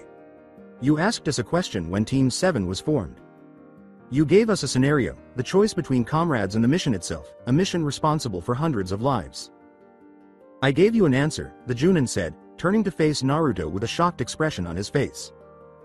Sakura and Sasuke also appeared surprised. I have never seen him so determined, Sakura thought to herself, wondering what was causing her blonde teammate to exhibit such an odd emotion. And I happen to stick by that answer, he said in a firm voice, not wavering as the three of them remembered Naruto's response from that day. I wouldn't let my comrades be killed, nor would I abandon the mission. My squad will continue the mission, but I will be the one who would act as a decoy, the one who sacrifices his life. However, things are different here. This isn't our village, the Junin said, forcing the blonde to clench his teeth. But it is someone else's town. Innocent people's lives are at stake. Can't you see that? That old man is willing to risk his life for them, he's trying so hard to fight back. He's a hero in my book. I won't let him go through this alone. Our village or not, I became shinobi to protect those who are in need of it, cause I've suffered enough misery to understand everyone else's. He yelled with narrowed eyes as Sakura him in disbelief as he yelled.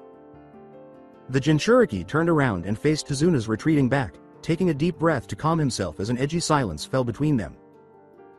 He asked, the Junin stiffening and Sakura staring at him, I don't want to go back, lying on my bed sleeplessly at night as I wonder if we could have saved his town. I don't want to have any regrets. Do you, Kakashi? Sensei? He's right, she snapped when she heard Sasuke's voice and the Uchiha started to move in the direction of the blonde. What? But you were just pulling me back. She frowned and followed him involuntarily. With a casual wave, he answered, yeah, sorry about that, causing her to perspire. Kakashi watched Naruto's back and sighed. What a recalcitrant child. Isn't he just adamant about this? I had assumed that he was just like you, Sensei, but it appears that he also carried Kushina Ne's characteristics. Was the previous happy Naruto really a mask? Perhaps behind that mask, there were moments when he acted more like his real self, the side of him that he inherited from his mother. Who knows, this little guy here is definitely a mystery, he thought to himself, sighing in frustration. Sakura waved back, a grin twitching his lone eye, you go back Sensei, and inform Hokage Sama that your students are handling an A rank mission while you pussy IED out of it. The little pricks. Looking up at the pure sky, he couldn't suppress a small laugh. Well, it appears I must go Obito. I can't leave my allies just yet, can I? So that's it for today. I hope you guys enjoyed it. Don't forget to like, share and subscribe to the channel for more awesome stories like this. Thank you. See you all in my next video.